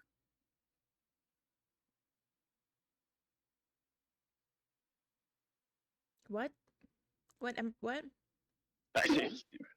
Yeah. There you go. Please take a story point for what? Please just take a story point for what?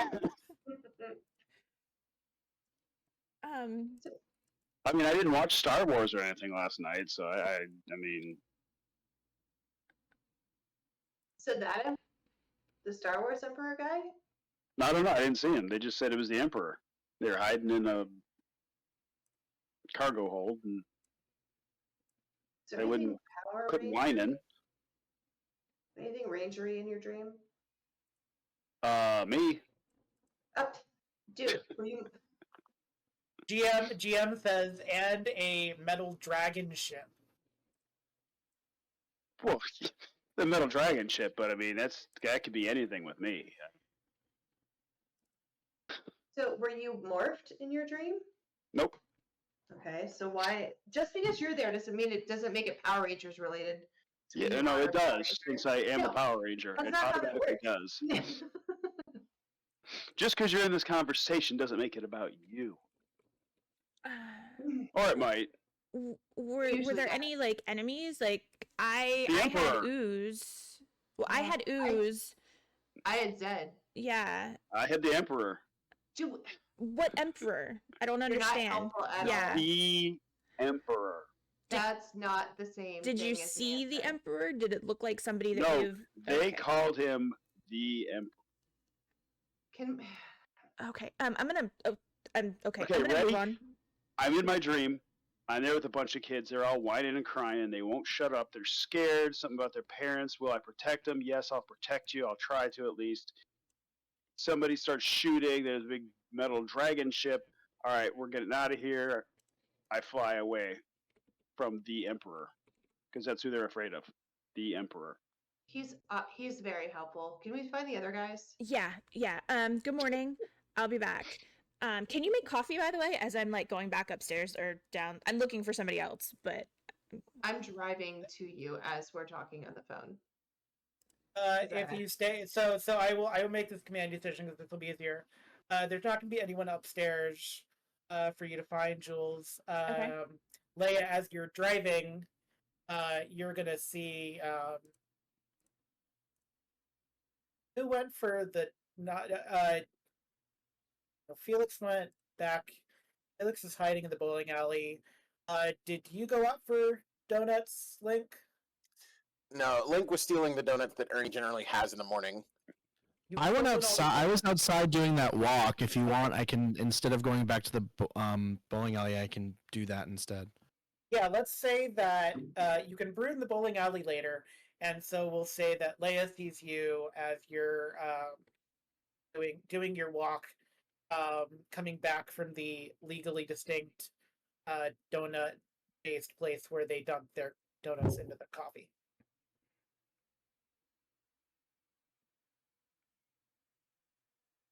Give me 1 second. Sorry, I'm having camera issues. This is a great Maybe- time to remind everyone that you can join us at Shadows of Nox, any level of TTRPG experience, as long as you're a fan of horror and sci-fi. We have some really cool plans for the summer, including a game I'm running called Summer School, which will have zombies, and some stuff we're already talking about for October, which will be a super cool, fun time. So if you had an idea for something you want to run, even if it's just or something you want to be a part of, this is a great time and place to check out our Discord and our myriad of social media channels. Link, let's say that while Felix is fixing their things, Link, let's say that Jules, you come downstairs, and there's Ernie, and there is Link doing something. Let's say you're fixing a vacuum. I don't know. Whatever people do in pawn shops. You're like buffing CDs or whatever. I don't know. Right. So he's just rearranging the stuff that people like dug through but threw back on the shelf without paying attention. Yeah, like someone like took one of those peanut M&M recliners and turned it upside down, so you're like just making sure things look nice. Hey, Link. I need you to Huh? stop Yeah? what you're doing for a second. Did you have a weird dream last night? I mean, I had a kung fu dream, but that's not weird. It was, now that I think about it, it was weird because I wasn't the underdog. I was like the chosen one, and that's not usually how I dream things. Okay, And hold he's on. still like flipping the chair over, like he's absent-mindedly doing that while talking. A okay, little wait. gross M&M from like 3 months ago comes out of the bottom of the peanut M&M recliner. Don't eat it. Let me be more specific. Did you have a weird dream that has anything to do with what's going on in our lives right now? I I had a had destiny dream. He picks up the M&M and tries to throw it in the garbage, but misses. I'm gonna have to go grab that later, won't I? Damn it! Was there anybody in your dream that you recognized that maybe we have seen something to do with around us. lately or heard about recently? Is Was anybody your else dream down Power here with Ranger us? Related? Ernie is. There are no customers currently this Okay. morning. You have Um, seen people walking by the window, but they don't seem interested in the pawn shop today. Okay. Okay. So look, I had Ooze in my dream. She had Zed in hers. Anything like that? Alex is entirely unhelpful. Yeah. You hear Leia come. So if you're Okay, gonna be okay, unhelpful, okay. if you're gonna be So- unhelpful too, I'm gonna go find Felix. I don't normally have destiny dreams. Thank you very much. That's why I thought it was weird. Like I said, normally I'm the underdog in my dream. This time I was like the chosen one. In like kung fu, that's like a message of like you have the power. And then I got like given this weird staff that was black with gold stripes and like a ruby on top. I think it was a ruby. I don't know, this big red stone. Can you And kind then of like who's doing what he's doing, by the way. stop? Okay, I need you to stop. The Circle back. staff. I had gold lightning in my dream. Leia had another yellow ranger in her dream. Yep, and Zed was there, and he's all red. I don't know if Right. that's relevant, but So the staff. In what context did you have why was the staff there? What was it for? That was okay. So that was like the whole chosen one thing, right? Okay. So in my dream, I was having tea out front of a tea hall when these ninjas showed up, and I fought the ninjas. And normally I struggle to fight the ninjas in my dreams, but this time I wasn't, and it was kind of boring, and it really sucked. So I was like, all right, I'm gonna see what's going on. So I jumped up on this really high thing, and then I saw a temple in the distance. So I went to the temple, and there was this sensei who was like, "You have the power." Did you recognize to the voice? be great. The voice of the sensei. Did you recognize it? What did it sound like? Zodon, do I recognize the voice? No, it was like generic sensei voice. Like it sounded like H. John Benjamin as Hawk and/or Chick in the Habsburger Amazing. Kung Fu Saga Hawk and Chick. Yeah, he's like, yeah. Well, it was an actor. Like I'm used to listening to actors when I watch the movies that are poorly dubbed.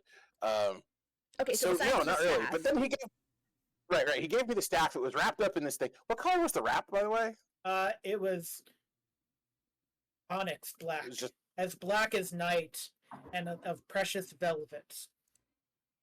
it was a black velvet cover, which is weird because normally they have like burlap or something else that's like equally nondescript, right? And then when I woke up, like I felt the weight of the staff in my hand for a few seconds. It was Destiny speaking, and like this whole time he's been arranging stuff without paying attention, and he's like super into it. Jules and Link, please give me alertness rolls. Okay. As you just hear I'm that assuming this is not me from being the surprised. This screen. is just an alertness roll. Just an alertness roll. This is not a 23. surprise thing. Yeah, no, Jules has been rolling her eyes the whole time. Yeah. Yeah. By the way, Leia, this is where you're gonna like see Felix. At some point in this. Okay. Yeah. So that's a 6 on alertness, a 23 on alertness.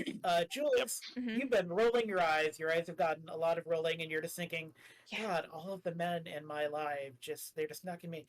Yeah. You notice Ernie has literally just Ernie is not even pretending to not listen in. Like Ernie is just stock still, not moving, and is just like focused.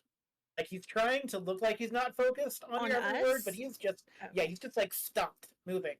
Where he is, he's like not in an I'm frozen sort of way, but in a like I'm trying not to listen, but whatever it is, super important. As names, Link is just kind of rambling on about Destiny or whatever it is that he's rambling on about now. I'm just gonna kind of put my hand up and look at Ernie and say, "What do you know?" Ernie's gonna go. I do. Well, just spit it out. So we need to know. I don't know. But here's the thing: how many Link? How many stripes were there on your staff? I want to say there were 3. 3. All right, that's fun. And he rolls up his arm, and there's a tattoo. I don't know why I'm doing that in real life because I don't have that tattoo there.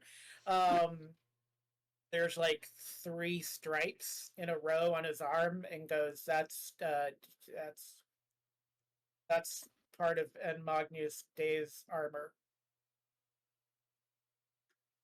Who, the what, the where? The golden armor. The golden armor that everyone is like the people have the cults underground for.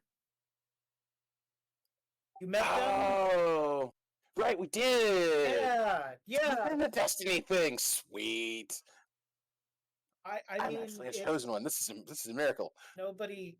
I mean, no one's ever seen it before. Maybe it comes to people in their dreams. We don't know a lot about it. It's kind of myth, but you were all myth too, I guess. So Ernie is very conflicted. Like his face goes through like 5 emotions at one time. Okay, so gold is important, right? And this should hopefully trigger something for Jules to remember gold lightning. Ernie, we saw somebody with silver. That was the whole thing with. Oh, Ernie's the one that stole the computer from me. Gold. Yeah. Ernie actually says, I don't have anything else to add to this. If I have anything, I'll let you know later. And he has to he leaves the room before he starts crying. Thank you. As he leaves. He's just going in the back room. It's not far, but he feel. I haven't seen. I need to ask Felix too, but I haven't seen him yet, so I'll go look for him, Leia. Are you on your way here? Yeah. Yep. I saw him go out the front door. No, you didn't. Leia, you see Felix, Leia, by the way. So. Like as I'm driving, walking down the road, or like what? No, yeah, I he's took a on the sidewalk, like getting donuts. Yeah, so, I got yeah. Oh, I left. Okay. I went down. Oh wait, no, he snuck out. Yeah, I snuck out the back, and I was just been like walking down the street. She's gonna pull over and say, "Hey, loser, get in. We're gonna kill some bad guys, or beat up some bad guys. We don't kill people in this game." Sorry. Yeah. I was gonna mention this to the others, but there's this super convenient Halloween festival that they have here. So you know what that means? Probably more monsters and more people getting hurt, and So we should he's just gonna probably. reluctantly. It's okay. Yeah. It's good. You know what? We're good, Felix. We're gonna be great. Question, real quick. No, for no reason whatsoever. Did you by any chance? Did you by any Are you chance? still on speakerphone, by the way, as you're saying all this? Can like Jules and Lake hear this? And Yeah. also, Alex, I assume at some point you're going to come downstairs. She can also Yeah. hear this if you wish. You know, for completely unrelated for no reason whatsoever. Did you by any chance have any really weird fucking dreams last night? Yeah, I had a dream about Freddy, and we were in that theater place, and it was on fire, and I was trying to get out, and he was in the building with me, and I was trying to get him out, but he wouldn't like leave with me, and his body was all stretchy and weird, and I ended up he's gonna like touch his forehead where his eyebrow is and where part of it is missing. And I got like burned in the dream, but it happened in like real life. Um, because half of my eyebrow is gone. Um, but yeah, so that's what happened to me. Okay. Why? Did you have something? Did you have a weird dream too? So she's gonna just point at her palm where the sort of singed situation's going on. Yeah, we all, well, most of us had weird dreams. Alex just thought he was a fucking hero or some shit. But like, Alex was a Star Wars. he was a Star War. He did the Star Wars. He fought the whole Star War. Not just the Star Battle. Anyway, so yeah, all of us had like dreams that we thought were really weird, except Alex, and he was like, weird dreams every day. But like, yeah, I did any like, so were you morphed? Were you Power Rangery? Like, No, and I was just regular. okay, were you aware that it was a dream? I don't I don't know, like maybe not in, like the moment. Mhm. With your Link speaks to 9, Aquas. with your 9, you didn't really know. Like it could have been like a real thing that happened. Okay. It wasn't until you woke up that you were sure it was a dream. That the 9 didn't. Okay, so we all had, was there, so you said you had fire. Was there anything gold in your dream? No. Okay, or red, other than, well, I guess yellow and red fire.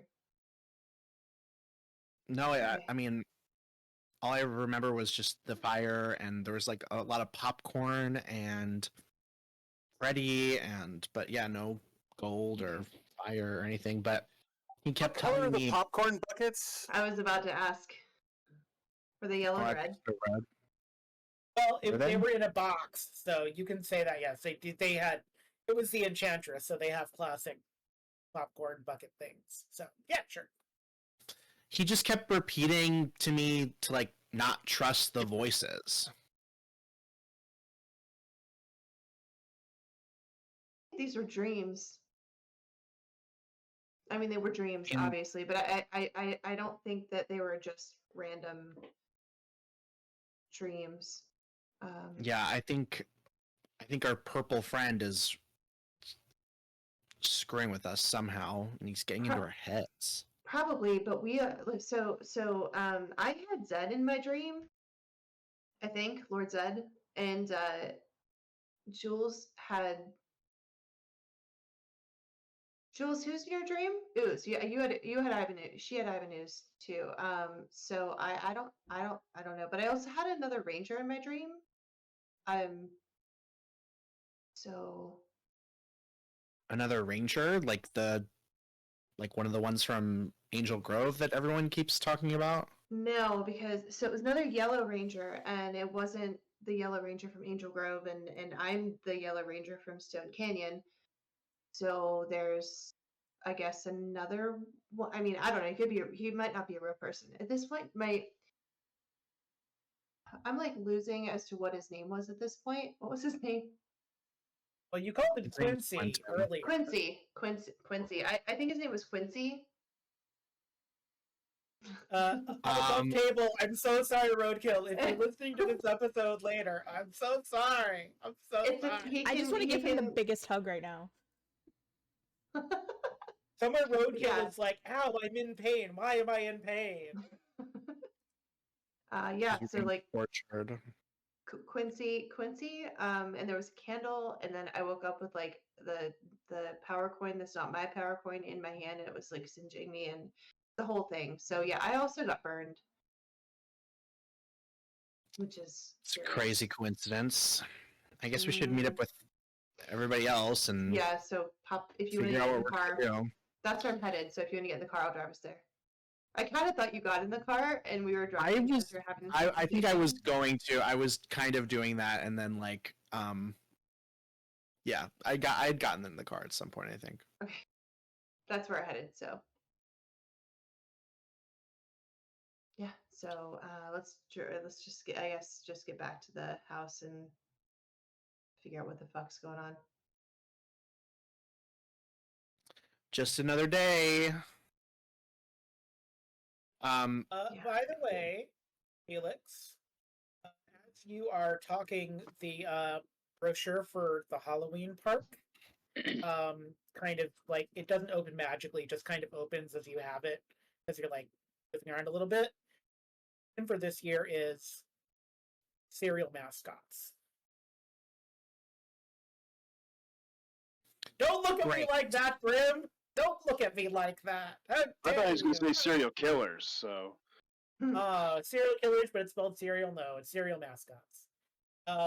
Dan and Croker are headlining hosts for this year's Halloween Brigade festivities, and Link will remember them specifically from being the people at Infinite Value, your favorite warehouse store based in Centurion Ridge.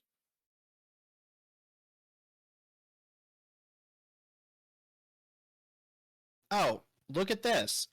The theme for this year is cereal mascots. Theme for what? The Halloween thing that everyone is buzzing around town about. The Halloween carnival that definitely has something evil going on that we're gonna have to go deal with. Okay. Well, can Power Rangers be a cereal Can we like make cereal for us? Like, And you I was saying, cereal? I mean, like you that's can just, make that's cereal, yes. well, it's that's the card game that Freddy was really into, and we took him to that thing, and he got Yeah, I know. mind controlled, and now we I don't know know. where he is. I can't even look at Ernie. It's not going well, I don't think, back at the house. There seems to be a little bit of weird tension back there too. So I kind of like overheard Ernie talking and then just not talking. Not really sure what was going on there, but I have a bad feeling that something,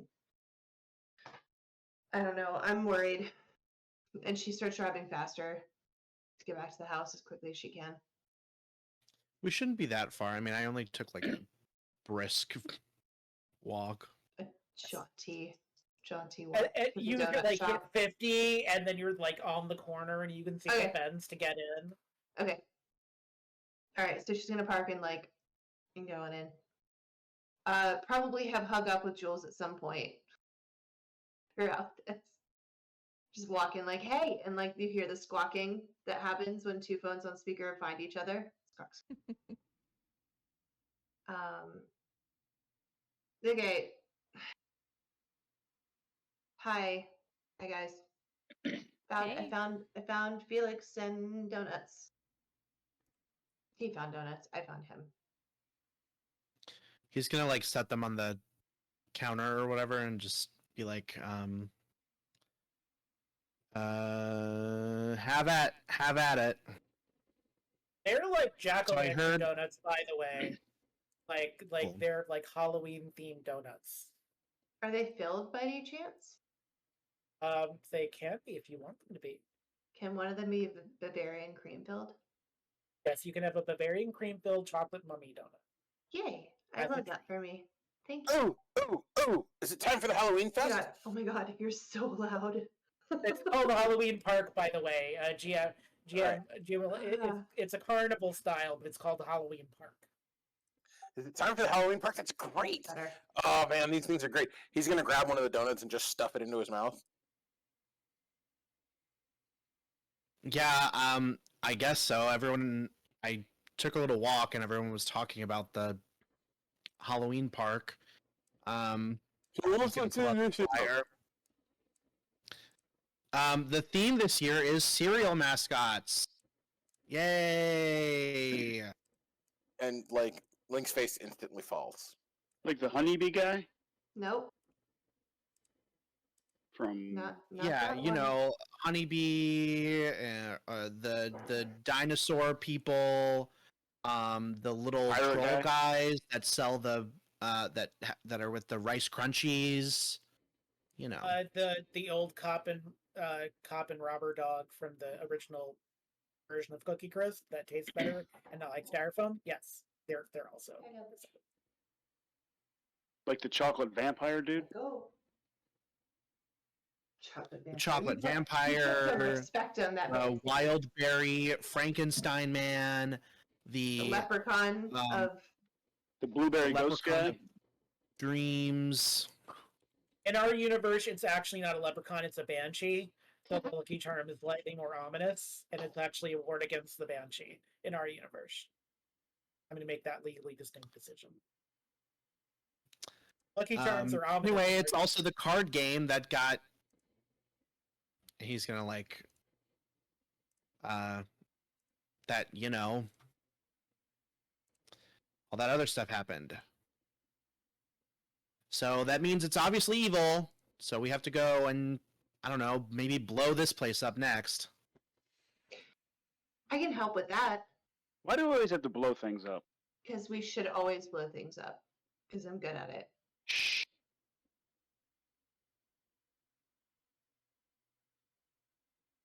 Do we need to like fit the theme to get into the park, or can we just go? Link, you know that you do not need to fit the theme. Like, you don't even really have to dress up in costume. It's just that people really do.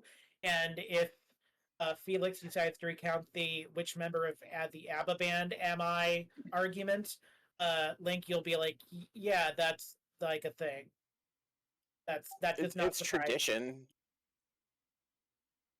It's tradition. Group costumes are actually more the norm than anything else. So could we go Okay, more well- and pretend we're in costume as the Power Rangers? Is that a thing we could do?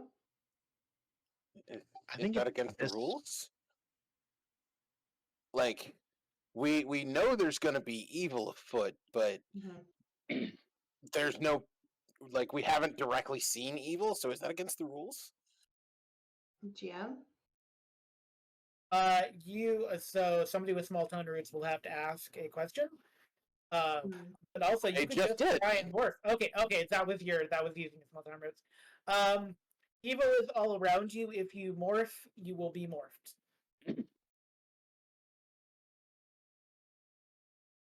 Evil. It's all around you. I guess, thinking about it, since we're knowingly going into an evil trap, it shouldn't be against the rules. No. Trap is such a harsh word. It's an appropriate Also word, a I think. carnival. It's also a Can't we only be carnival. morphed for so long, though? Well, I think we've had time to. It's been a while since our last. No, I mean, but if we're going to this festival and all of a sudden, like, we demorph after we've been there for an hour. Oh right, how Right, long but do we we're- have? 2 hours? We're growing into our power, so we may have a longer time limit. Yeah, But if I can go I'm as gonna give you- Bjorn Ulvius from ABBA, I mean, I would much rather do that. Well, there you What go. is with this? And Oh people- man, the ABBA. Oh man, that is like the quintessential argument you're gonna hear like 5 times today. I mean, over the course Felix of is an definitely hour. many. I don't people know if that's a actually burn or fight not. about- Is that a burn? Might be a burn. What was the burn? I don't know if I heard it. that you'd be Benny instead of Bjorn. Oh, Well, Bjorn's the guitarist. Benny is the keyboardist. I'm getting bored of this conversation. All right, you can be Ola. That's fine. You can be Um, You will have to So, drive out there. I will let yeah. you know. The Should we only go check vehicle out that the has enough Halloween room. fest? The only vehicle that has enough room for all five of you is the van. which Well, if we have- if we're gonna go morph, we can all take our little ridge racers over there. We can go. Yeah. So there will be a problem taking Yeah. the Ridge Racer. But if you then we decide are to- not fake rangers, though. We're not like in costume as Power Rangers if we have Ridge Racers. That's also not the reason. Link knows the reason. It's because you can't actually park in the parking lot next to the Halloween park. You have to park in like an offsite parking and then take a tractor in a group to there with like 10 other people. What? Yeah, so it's so big, it literally takes over the dunes. It's so big, you have to like park at offsite parking like you would for like a corn maze, and like get in like a tractor thing that takes you there. So it like controls traffic going into the park. It's part of the tradition.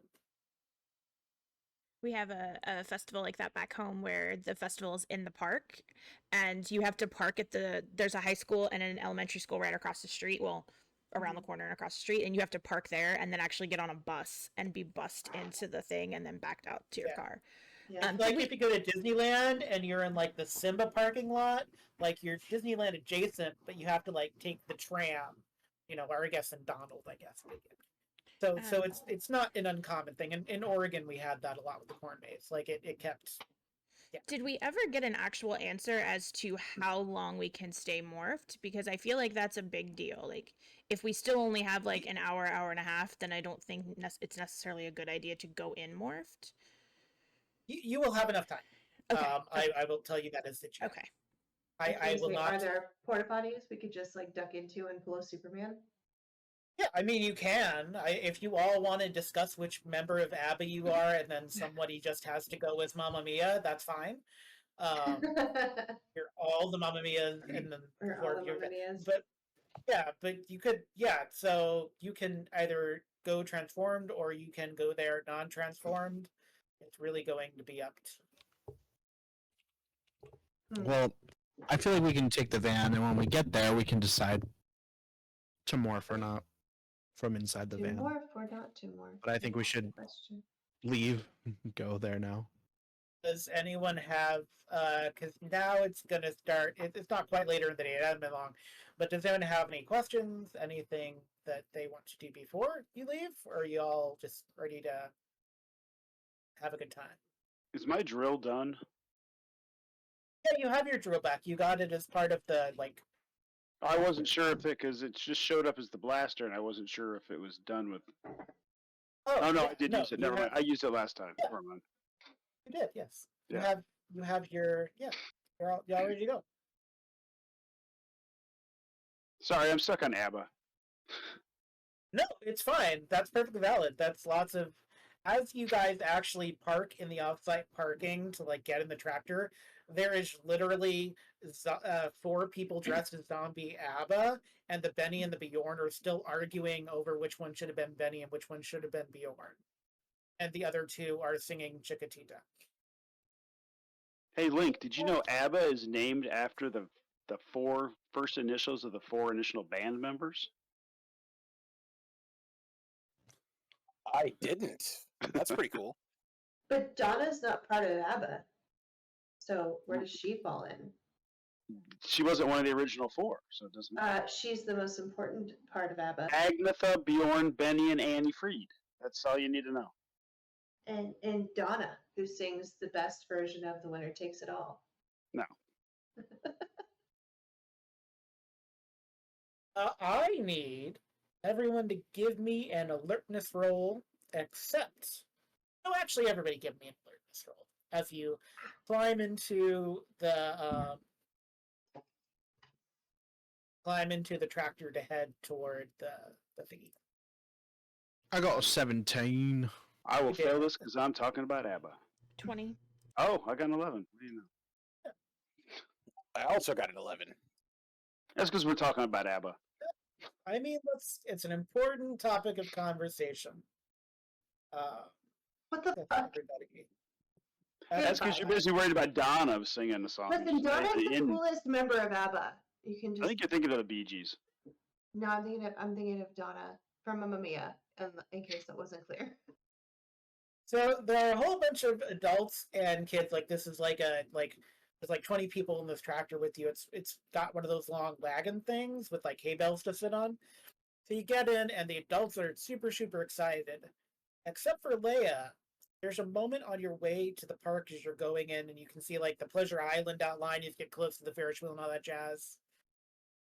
Everybody except for Leia notices there are kids. They're in costume, but they're just kind of sitting there on their hay bales and just like staring ahead, not necessarily at the park, unless their parents have them face that way. But they're just kind of sitting there. They got that 1,000-yard stare going on. It doesn't even seem like that. They just seem They got that. like They got that bird fake costume stare going on. We're gonna have to go punch him in the face or something. well, maybe don't punch children in the face, but they're I mean, I guess you can. I'm not going to stop you. It's They're actually Right. birds in disguise, so it doesn't matter. It's None of almost them like are you dressed as just got birds. done with a school year or something, Eric. I'm not even done yet, so Oh shit. but everyone but Leia will notice this, and Felix, I think it's Felix. You notice this because you noticed this earlier. This is that same thing where the parents are super excited, they're stoked, they're very active, and they're talking and they're vivacious, and the kids are just kind of sitting. And like they're wearing costumes, but like one of them is like dressed up as the red M&M, and they look super cute. One of them is like dressed as like a candy corn, but like they're just kind of sitting there taking the ride. They're not talking to their parents. They're not bugging anyone else. Like they're just like sitting. oh, they're teenagers. No, they're like anywhere between like 8 up to like 12, so almost on the cusp of being teenagers. But like, Oh, that's why they're not talking to their parents. I can tell you that right now. I mean,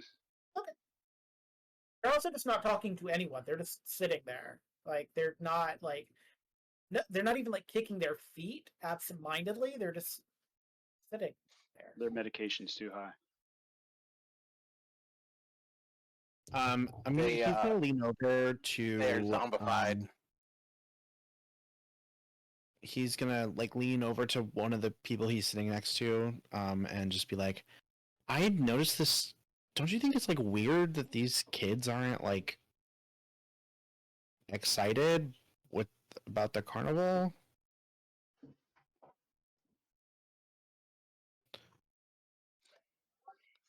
Yeah. It's not a video It's game. They weird. don't care. Yeah, but they're like kids. Shouldn't they be like yeah, no. somewhat like lively and like? I Mom mean, it's and a Dad carnival. were It's bringing a him to the Halloween carnival. They over medicated them so they don't bug them. Well, they go have their ABBA fun, and they're just going to sit there and stare off into space. But there's usually free candy for the kids. They're usually super excited for that. Like, go to any booth and say trick or treat, and they will give you candy. Maybe they don't like Halloween. Free candy. I'm just for saying, free. maybe it's something we should like. I don't know. Keep in Okay. mind. Do we think there's something in the candy? Ooh, Hold hockey on. reference. I should have done that. Oh, I'm so sad. Missed opportunity. Well, there was something in the bread, wasn't there?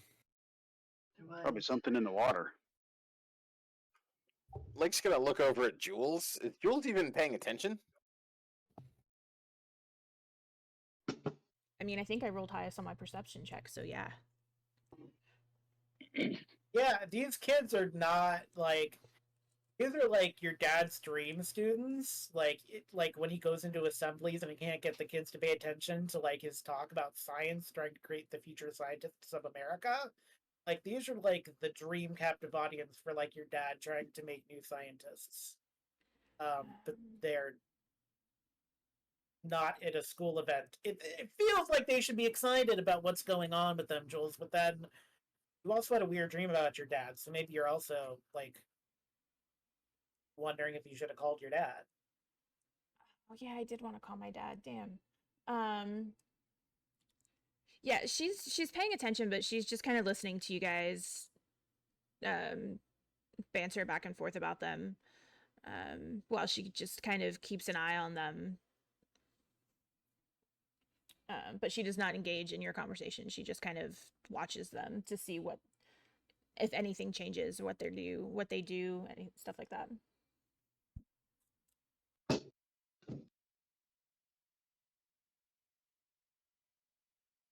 Right. If anyone has no further questions, as you arrive at the Halloween park, I am actually going to. When you get there, in front there are maps that you can see. I'm actually going to move this, so you should now. I don't know if it automatically resets. I'm very proud of this Halloween park map that I've created. That is in our Roll20, so you have a sense of space. The food area is called Stuff Your Face. Hollows of the World is Halloween traditions around the world. There's a ghost and occult reading place. There's a little space up front, which is a first aid. Uh, there is something called the Mirror Maze, which Link, did you get stuck in the Mirror Maze one year? Because it is a pretty advanced maze, so it is something people do get stuck in. He's been stuck more than once, but he's never admitted to it. Okay, so it's one of those things that everybody's like, you're not really from Centurion Ridge if you haven't gotten lost in the Mirror Maze. So like, it's one of those like he's just lying. Everybody knows it. Yeah, there's nothing evil in the Mirror Maze. It's fine. So Stuff Your Face, which is on the left side bottom, has things like deep fried Pop-Tart ice cream sandwiches. Yeah.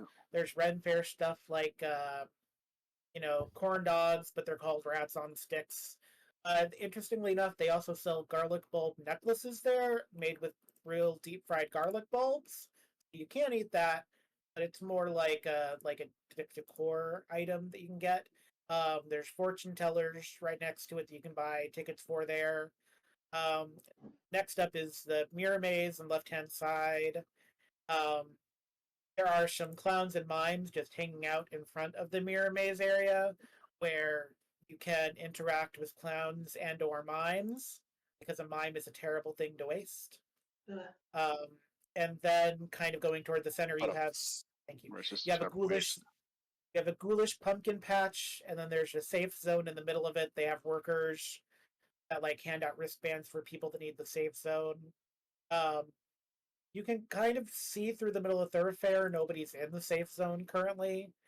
The more you watch the kids, the more you can tell the kids are with their parents, but they're not really like, the parents are like prompting them to do the things, and then the kid goes, sure, and then goes and does the thing. Like there's no like Link, especially for you, who are used to people like running toward the Mirror Maze, daring each other, like kids like standing around the clowns and crying. And again, the kids are just not enthused about any of this. The witch tanks in the back are actually dunk tanks where you can dunk people in witch garb, which is a little offensive if you're honest about it.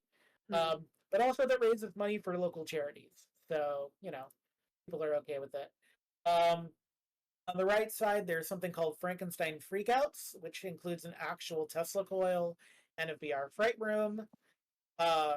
Hollows of the World has international Halloween traditions. That's on the right. And then what else do I have on there? Yeah. And then they have ghosts and occult readings up toward the front where the tarot is.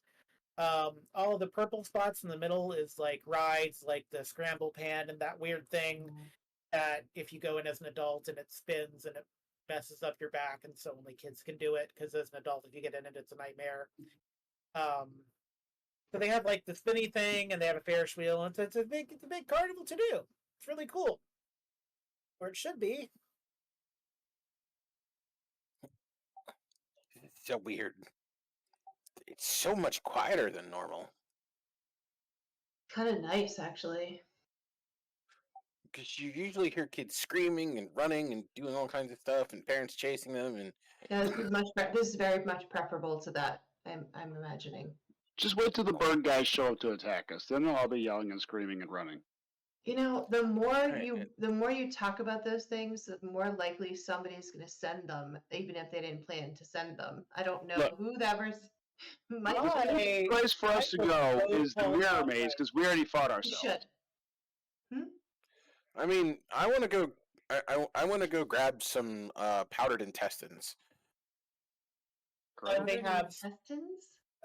they funnel cake. do have they have strawberry flavored, rhubarb flavored, and raspberry flavored powdered intestines this year. They're doing all Ugh. 3 flavors this year. You can also get a classic powdered intestine, which is just a regular funnel cake. Do you not like funnel cake? Funnel cake's delicious. It's part of a theme. Just the idea. It's just the image issue. I don't love the idea of like fruit flavored, weird chemically fruit flavored ones that feels gross. I mean, I always go for the traditional ones. They taste better. Yeah, absolutely. Last year they had a pumpkin spice one. That one was not Ooh. good. Oh, that's sad. I don't like pumpkin spice though. So if you like pumpkin spice, you might have liked it. They're out of the pumpkin spice, but they do have a hot cocoa kidney, whatever that is. And it's a hot cocoa kidney is really just a giant deep fried Oreo, but they call it a hot cocoa kidney. So there's that. Like Link is forgetting he can't eat with his helmet on. Oh, did you all decide? Are you all morphed? Is that what the decision was? I'm pretty sure that's what we decided on. Okay. Well, we talked. almost Yeah, I don't think any decision was made, but yeah, that's what I was hoping. No. Like nobody seemed to say no when we found out we had enough time. So I was under the impression that we were. Adults are giving your costumes thumbs up, by the way. None of the children are reacting, but the adults seem to be like, sure, yeah, that's like you have one person that comes up to you, Leia, and it's like, I think you're too tall to be the Yellow Ranger. What? It's like the Comic-Con Hugh Jackman Wolverine experience. There's where someone so comes like up and goes, Trini, who is probably 5'1", 5'2". yeah. So like one person comes up to you, Leia, and is like, excuse me, I think you're like 3 inches off from being the Yellow Ranger. So do you want me to like cut myself off at the shins or something? I mean, that would help if you can. She's gonna like cock her head to the side, even though they can't see her face. Very derisively. Like the dog does when you're confused. Yeah. What? No, it's You're more. also getting, It's like a bit of a bend down. Like, are you really gonna do this, kid? Because I mean. No, it's an adult doing it to you. The kid's not talking to you. It's an adult. And also this adult is eating a deep fried Pop-Tart ice cream sandwich. So little spittles of like chocolate chip cookie dough Pop-Tart are like hanging off of your outfit as they talk to you because they're not stopping to eat. I can see why the kids aren't excited to be here. These adults are gross. How could you not be excited for deep fried junk food? Because it's gross.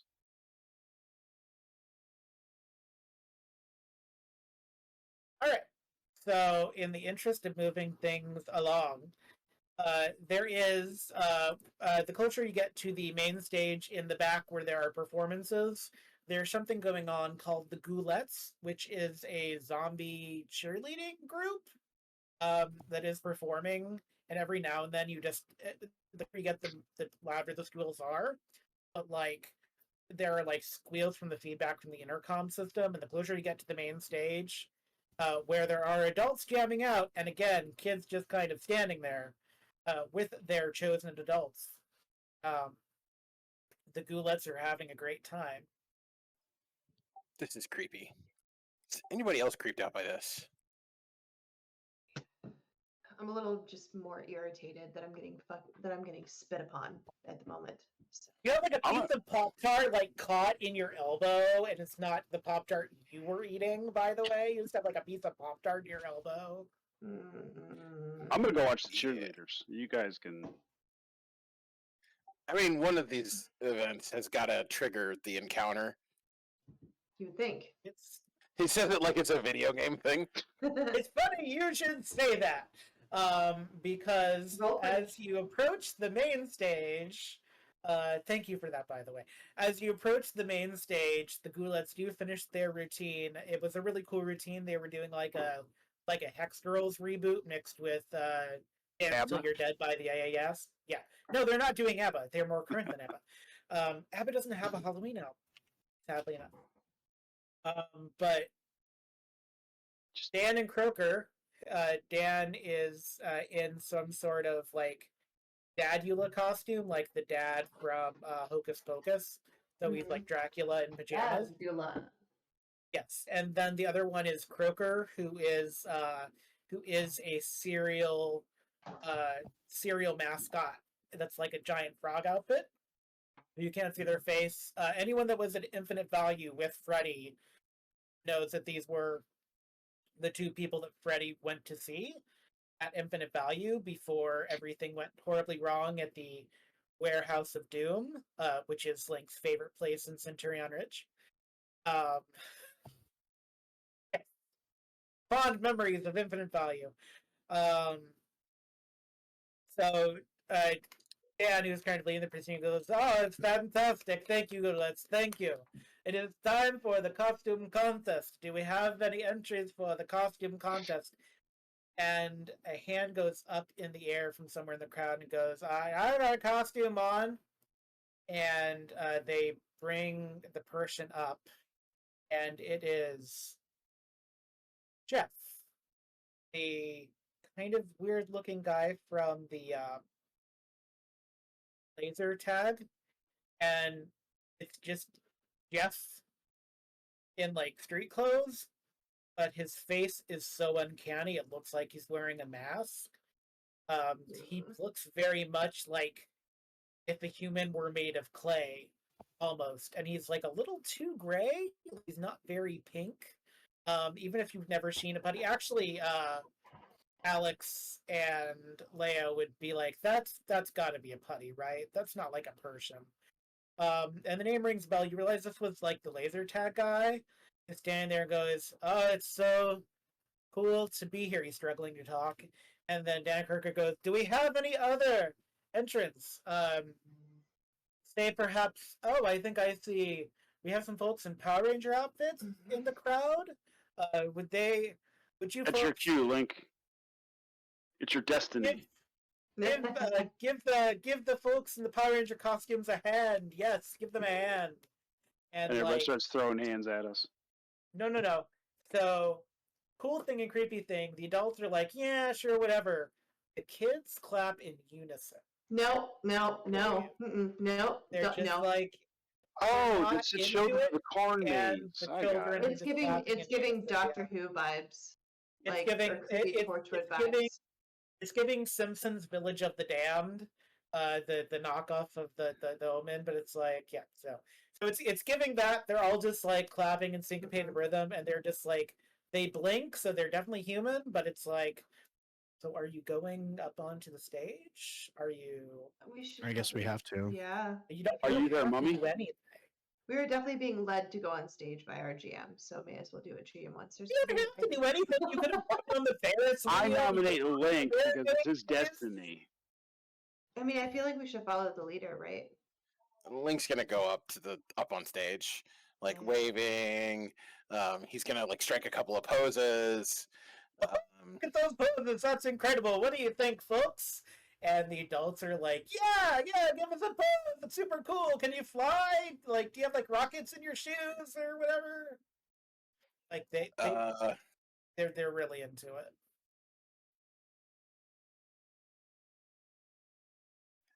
Yeah, I was gonna be like, he's gonna do a backflip, but he has no acrobatics. He's gonna check a couple of karate poses. It's yeah.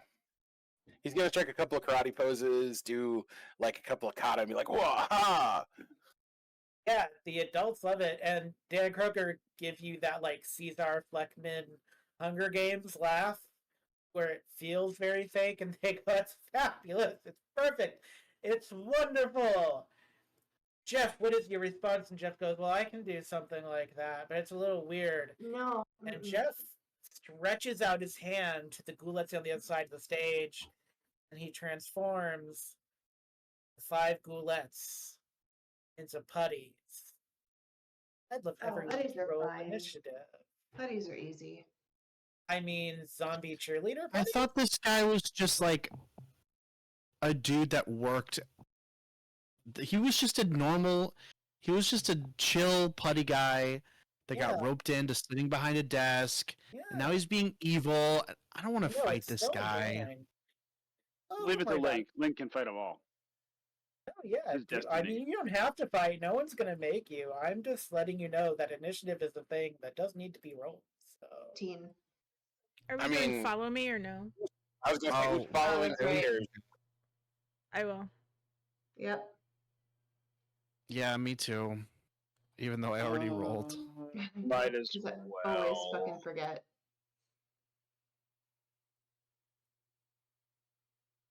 It's not a trap. You're fine. So how did everybody do? Ugh. So Link. So I Dang, have bad. I have a 15. Yay! Now people need to roll d4s and see where they stand. I got a 13. So does Jules. I'll go 4. after him. I won't. I don't mind. I'll go Bunch of after. 13s. I'll go after both of them. I don't mind. So I go All right, first Alex, me. after No, you Link? go last.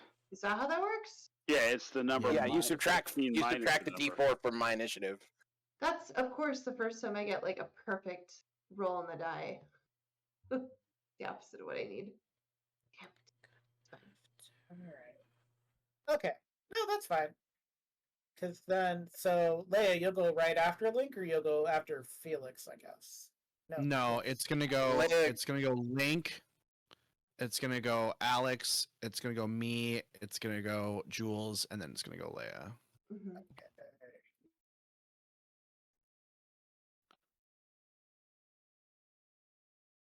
And who knows? Maybe this is exactly what was supposed to happen. Who knows? Link, Dan and Croker are still giving a delighted Caesar Fleckman like laugh.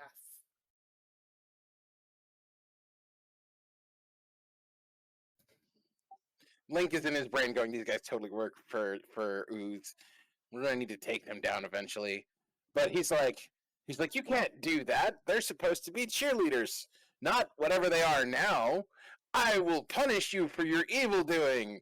He's making it seem like he's acting, but he's actually gonna punch the hell out of him. It's like punch the fuck out of him, just like. "Ugh."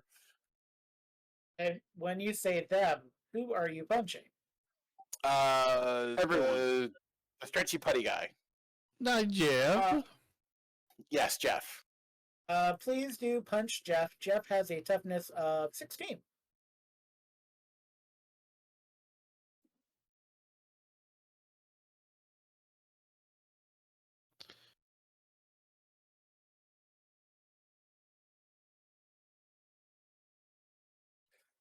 I got a 17. You got a 17. You punch Jeff. Jeff is oddly bulky for being made out of clay. Like it feels like you're like it should have been a cartoony and cool, but you punch and it's kind of neat. He staggers backwards a little bit. He's like, "Ow! What did I ever do to you?" Alex, it's your turn. You just made Well- evil monsters right here on stage. Yeah, he's Did I got a do that? point. Did I really do that? You really Sure did. that I did that? And Motioning up you to know the what? cheerleaders.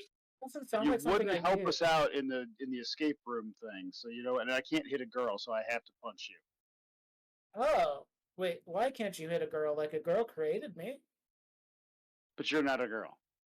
No, well, I mean, I'm a I'm just what gonna did they punch call him in me? Oh, all right. No, yeah, that's fair. Like whatever, man. It's nothing personal, Jeff. Because I missed. Oh no, it's fine. Yeah. Oh yeah, try harder next time, I guess. Zauda, I what really to don't want to say? hurt you. Oh, Clearly. oh no, it's fine. I'm like immortal or whatever. I'm made out of clay. That's what they told me. Felix, it's your turn. Great.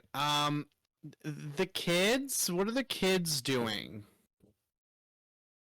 Swarming. Staring at us. Nothing. Children are Creepily. just standing there. They're massing and blinking. swarming. They're not. They're blinking at least. Like they're not like chanting or anything. Blinking They're and breathing and just standing there. Standing Are they there blinking and breathing and using? breathing. Is it One in of them is unison? holding like a. One of them is holding like a candy apple they're not eating, just to like complete the picture. Like it's a knife. But it's a candy. apple. Do they all have candy? Like, is there anything I can notice from the? Can I roll like an alertness or something to see if there's anything that like the kids have in common? Like, can I find like why is there a reason around here that they're being so weird? Give me a culture roll, if you please.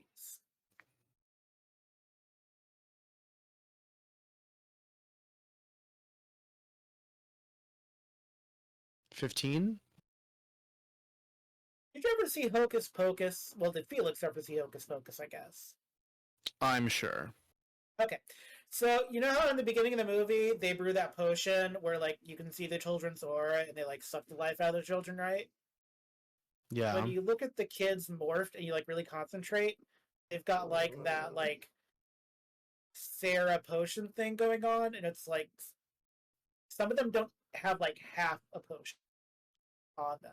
Like some of them are like even farther along than others and whatever's going on, but like they're like when you like really focus on them with like ranger sense, like something is like making the kids uncaring, I guess, for lack of a terminology. Right. I'm just like I'm curious as to what that is because I'd like to change that if I can. Or That's stop it from probably happening. something. That's probably something you're going to want to look into at some point. Yeah. At some point.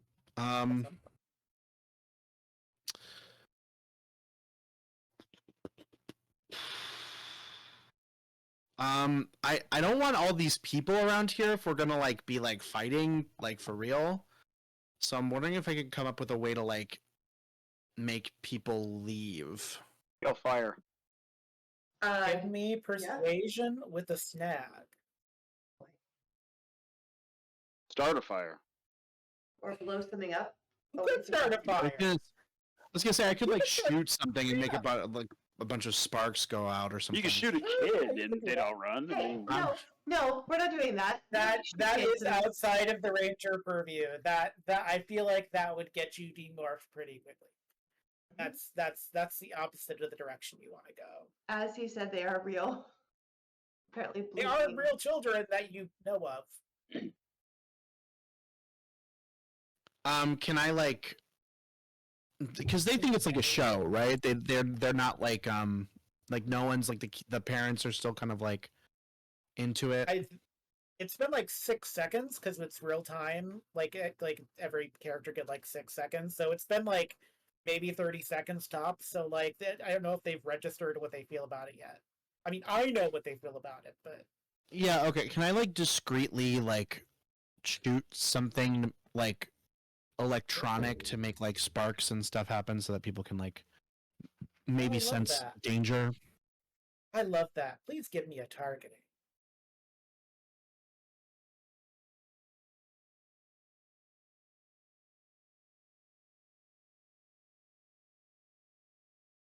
$16.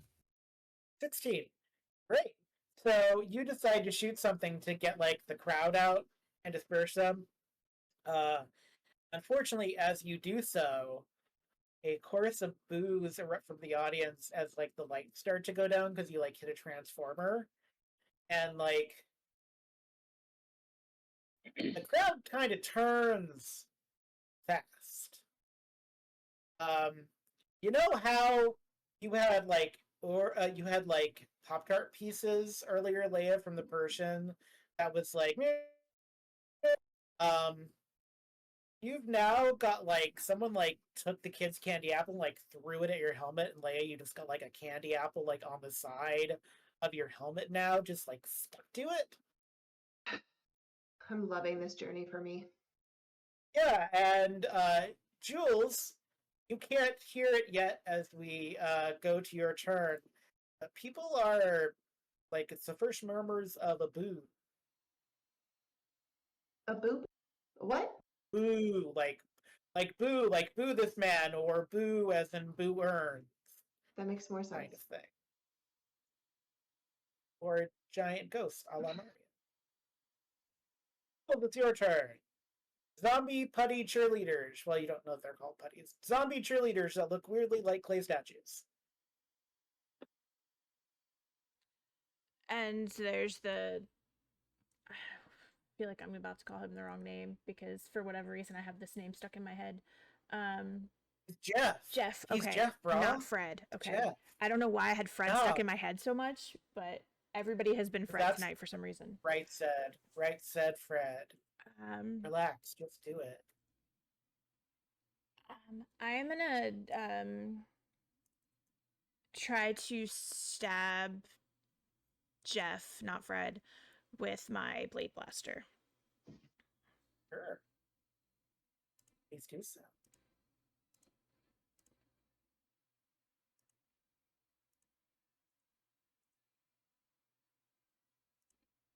$21. Yeah. You do stab. You stab, and Jeff goes, "Oh, that really? How? Why?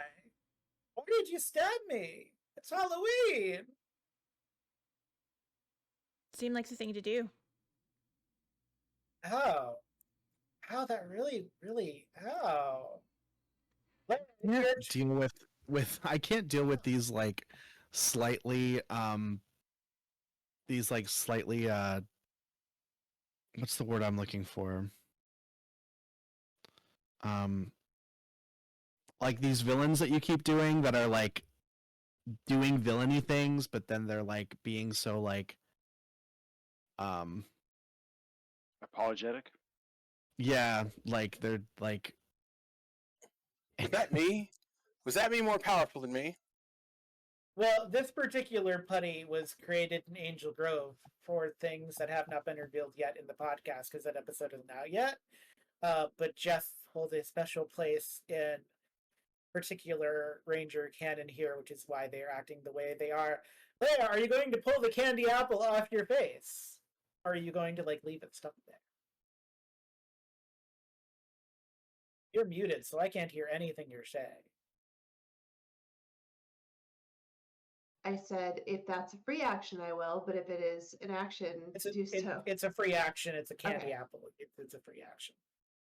So, okay, yeah, no, I'll pull it off my face and like chuck it at probably just in the general direction of whoever threw it at me. Okay. But I want to roundhouse kick Jeff in the face. Cool. I'm gonna say, are you going more for might or finesse? Because the roundhouse kick is like on the line. For finesse Well, let for me me. look to see what I have a better score at. You know, Yeah. finesse for sure. Okay, yeah, we'll go with finesse. Excellent. Okay.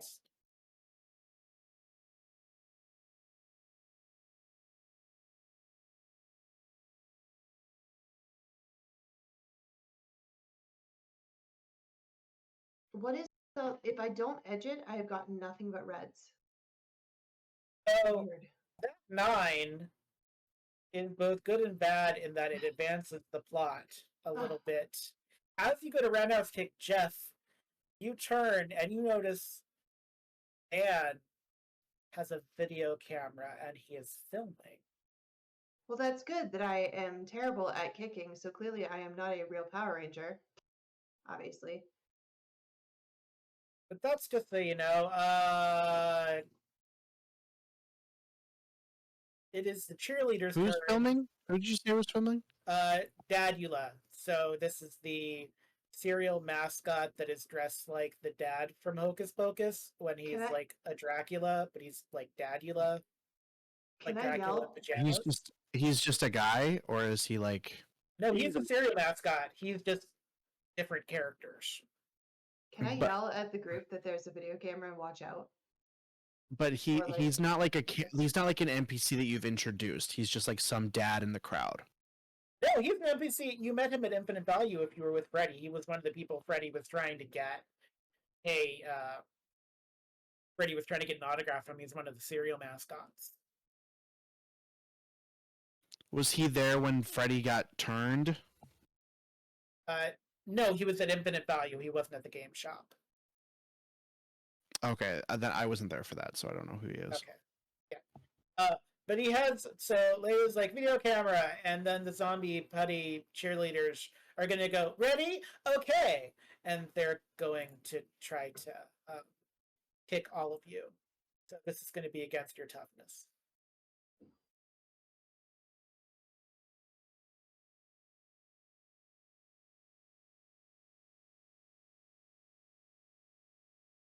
How did they do? They got a 17 if your toughness is 16 or below. You have been kicked by a zombie putty cheerleader. Yeah. Yay! I mean, I got kicked. okay. Shame. You got kicked. Okay, you got kicked. Everyone give me an alertness roll as we head to the top of next combat round. Are we taking damage from said kick? Like a half point of damage. I have a question. I have a note on my character sheet that I forgot about that says 12 days until upgrade to medium armor. Do you remember how long ago that was? Because I don't. I will say that's happened. Okay. I will say you've had. I mean, I still think that I got hit by that, but But it's they're not like, I mean, they are putties, but like you're not going to die from putty kick. I still got hit. Don't think so. All right, so we get alertness from everybody. Link is too busy, like, trying to deal with Jeff and apparently the putty that's trying to kick him, but failing to. It's true. Oh, I actually love this so much. So Alex and Leia. So Leia, you noticed the camera. Mm-hmm. You noticed that the frog next to Dadula, as it were, is they have like a remote in their hand. And Alex, Bomb. you also noticed the remote in their hand. Okay. And Link, it is the top of the round. There's a zombie putty cheerleader, and like Jeff, and he's going, "Hey, why can't we all just get along? I mean, I'm not a violent person by nature, you know, bro? Like, I gave that up. Now I'm just like, I'm atoning, kind of thing." Now Link's he's gonna be not like, by nature. "You fiend! You've created more monsters!" And he's gonna motion the one that's trying to kick him. "I will have to defeat you." He's again going into the whole like, this is just an act thing. And then I'm assuming you hear what I said, bro? the I'm not like an evil guy. the morphers are on our wrists, right? Yeah. So Link is gonna like open his morpher, pretend to press some buttons, and go, "I am activating my shine power! Ha ha!" Basically, it's one of those for the audience, like he's playing it up. And then I'm gonna go ahead and activate Illuminate. Cool. So you activate Illuminate, and Battlefield gets much brighter, and sparks from overhead go off, and the rest of you Rangers, Link, you do Illuminate, but the rest of you Rangers are starting to hear some boos from the crowd. Like, they're not really enjoying the spectacle very much. But Link, would you like to punch Jeff and or the zombie putty cheerleader that you have to do? He's gonna give the putty cheerleader the big boot. They're trying to kick him, so he's gonna kick them. Yeah, because they're zombie putty cheerleaders. That's what they do. Yeah. So the big boot is just a big like lift foot kick, no finesse at all. That's fine.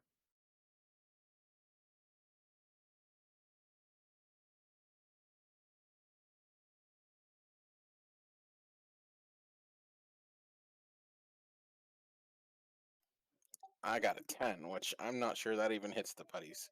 That does not hit the putties. But you do hear someone screaming, "Are they actually trying to kick those girls?" Alex, it's your turn. Hey, Leia, I'm you need to gonna- get that camera and that remote. There for sure. I have one more thing I wanted to do real quick. Oh, sure, yeah. Since putties are attacking us, I want to spend one of my free actions to give myself resistance to blunt damage. That's fair. And probably very wise in just about half a minute. Alex?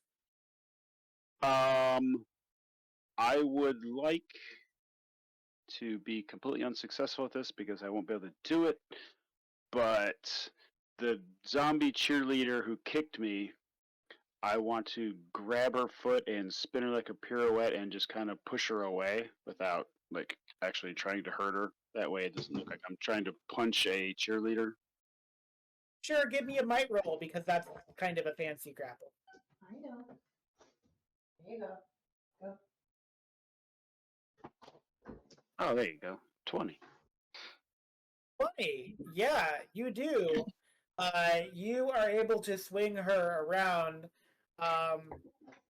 You actually knock her into the putty that kicked Jules or tried to kick Jules. I can't remember if that succeeded or failed. Felix, it's your turn.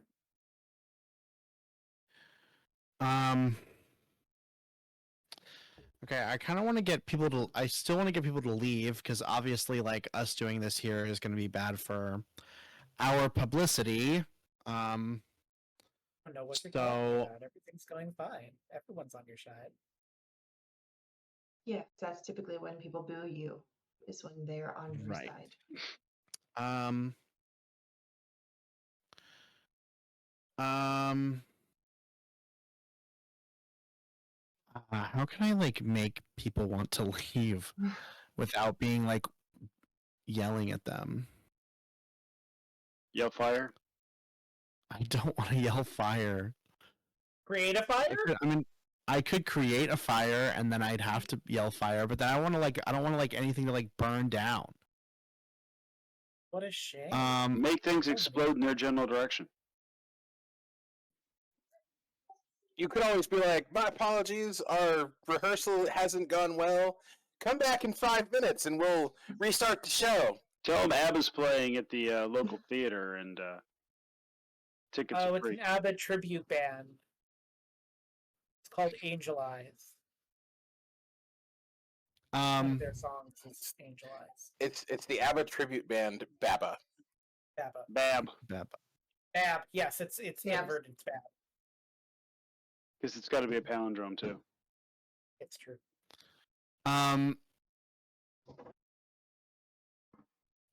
Can I feel like it has to be something pretty like large in order for them to like want to leave. I would like to. Free drinks at the bar. Is there anything? Is it so? Are we on like a stage? Like, what are we like? You are on a stage. There is a light plot above you. There are hay bales. Basically, there's no seating in front of the stage, so people are just kind of there. There is a Ferris wheel off to one side. It would be large range, but you could potentially make it with the blast. They're just it's a fair. There's some fencing. Are there any like? I don't want to like drop the whole light rig and then like if someone's under it, like I don't want to do that. Yeah, that would be terrible. There is like a control booth that you can see if you want to aim for the control booth because then you won't hit the people. Yeah, I do want to make like some sort of like maybe something that is more obvious that it's like something's going wrong, so that I can like persuade the people to leave to get out of the area. I love that. I don't trust anything that you say you love. I got a 17 on the targeting. Great. I'd also like to do this as discreetly as possible. So here's a fun story about this. So you do it, and you hit the control beam. So the control panel kind of explodes. Nobody's injured that's in there working it. The lighting goes out on the stage and kind of around, so you're more in darkness. But the boos grow louder from the people on the stage, and the candy apple was the start of people throwing stuff in the Rangers' direction. You do eventually defeat the putties, but the crowd was not very happy with you. And by like somebody makes an announcement, either Dan or Croker makes an announcement, basically accusing the Rangers of ruining everyone's fun, so they have to close down the Halloween park early, and they start ushering people out, including you all, and they like put you guys on your own individual tractor as adults are glaring at you. Um, Unless you all want to try to fly out on your ridge racers, but you do defeat the putties. I'm not going to have you go through the whole. Unless you want to keep going, because it'll be a bit more, because there's quite a few. But the point of this was the trap was not there would be putties, and as you get home, you figure out what the trap really was. Bad publicity. Bad publicity. Getting the town to turn against us. Yeah, Mm-hmm. that was obvious. Yeah. So on the evening news, let's see. The evening news is anchored by a fellow called Maurice Tovelson. And Maurice gives an announcement on the evening news, breaking news, and you see it about when you get home. This is Maurice Tovelson with major headlines around Centurion Ridge today. The biggest headline involves our beloved traditional Halloween park. We've debated in the past whether it's dangerous to meddle with the occult or if it's just harmless fun, but now it seems the choice has been taken from us. A group calling themselves the Power Rangers showcased just how dangerous it was, or how dangerous they were. Here is footage of tonight's event earlier, for all wondering why you couldn't get into the Halloween park.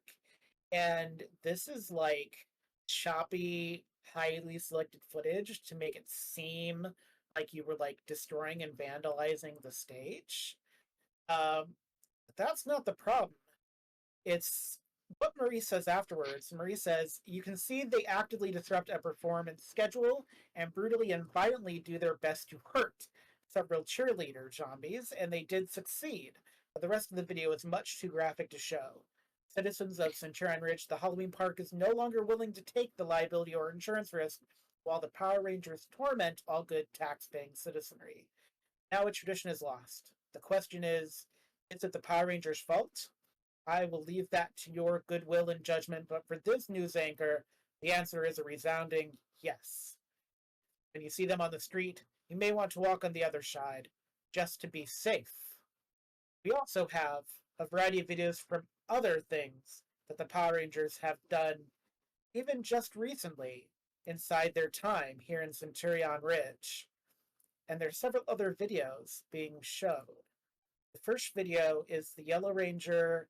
They've edited it to look like you're breaking into the radio station, and they synced that with footage of you destroying stuff in the TV station. So it looks like you're setting the empty radio station on fire. With the words Arshin in like big block letters on it. Jules and Link they've taken footage from outside the Historical Society building to make it look like you were firing on the lions when they were alive. So it looks like you're just doing damage to lions because it's like a behind shot.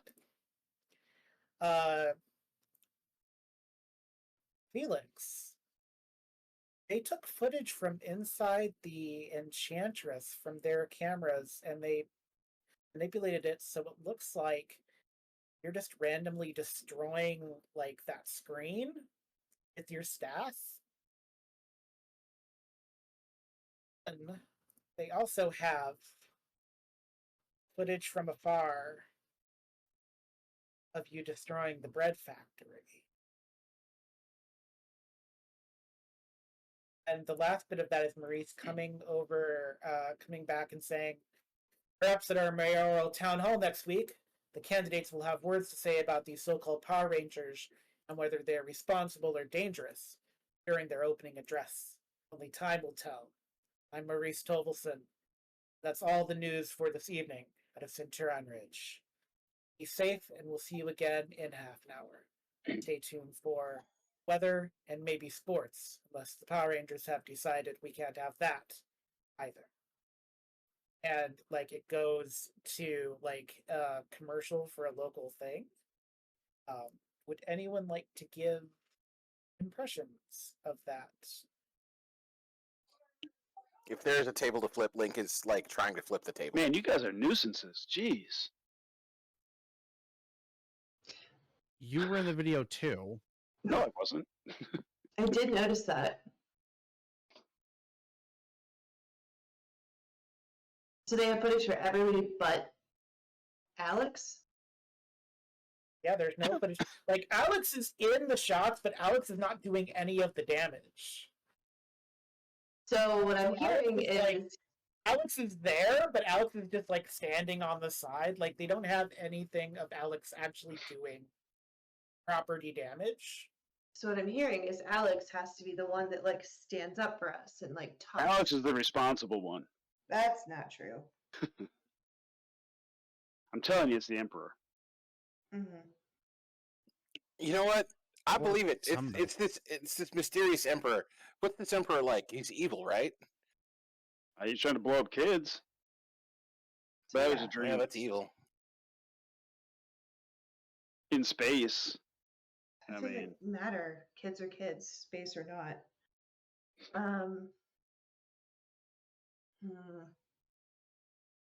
I think we need to like. I assume that Alpha knows, or they all know that it wasn't us, right?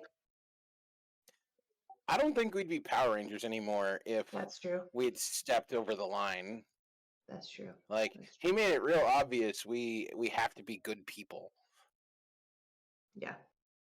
And you know, like I've seen kung fu stories like this, where the enemy goes through and does this smear campaign against the hero, and he must stand for his convictions, show that he's been right this whole time, no matter how the people turn against him. It's destiny. It's also literally the plot of The Running Man with Arnold Schwarzenegger and Richard Dawson.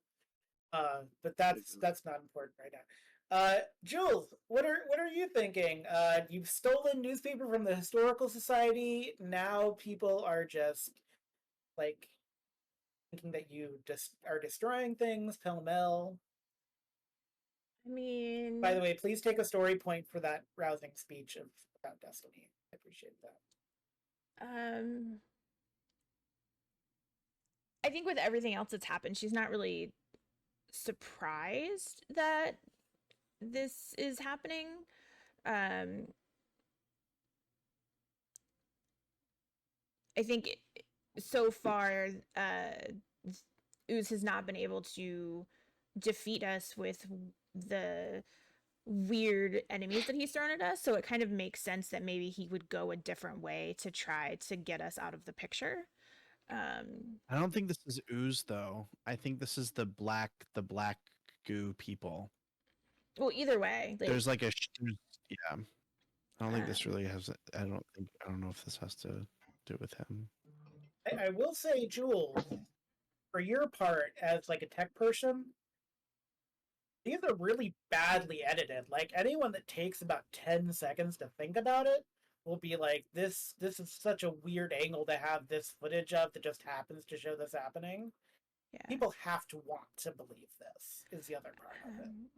Well, I think number one, the reason she's thinking ooze is because that's who was in her dream, so that's kind of who she has in her mind. And I think that I think she's just gonna go back to her room by herself, and she's gonna see if she can try. She wants to try to maybe see if she can get in and hack to get the originals. She basically wants to see if she can figure out where this footage is coming, who made this footage, who turned it in, where is it coming from, can she prove that this is fake, that sort of thing. So for the final roll of the evening, we'll have you do a technology roll, and we'll see if God. you figure out. Unless you can think of something else to do, because it really is like a. I mean, that's what she would. That's what she would do. But if somebody else wants to do something else as the final roll, somebody else will do way better than I will with whatever they try. So, Unless I'm just blowing shit up, no. Go for it. great. What am I blowing up though? No. I'm Not told you. to go for Oh. it. You could You're try not. You've blowing already something done. up, You've I already thought exploded you- more things up than Link is comfortable with. 11. I should have How just did used you one of do? my idea points to get an edge on that, but I didn't think about it, so I got an 11. You got an 11. It's a start. The name Tovelson is bugging you. That's what I'm giving you with the 11.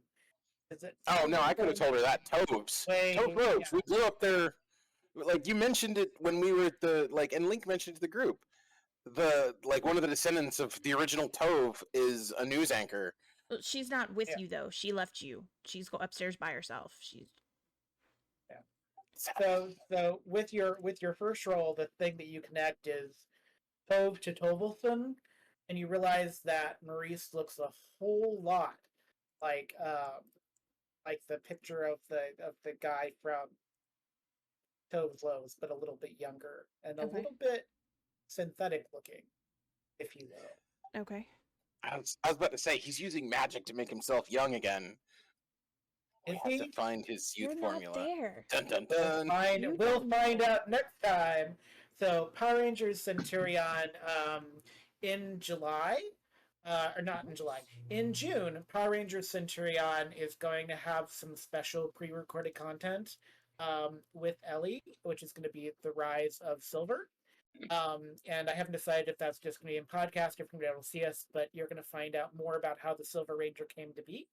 And then in July, on July 10th, will be our first episode back, where the Rangers will get to learn some more and make some choices and find out, is it magic, is it ooze, or is it something else entirely? And is Jeff the real Evil. villain? Is Jeff the real villain of the whole thing? Who knows? Who can say? Only me, and time will tell. We'll see you again next time for more Power Rangers Centurion. Everyone have a fabulous evening, and may the power protect you.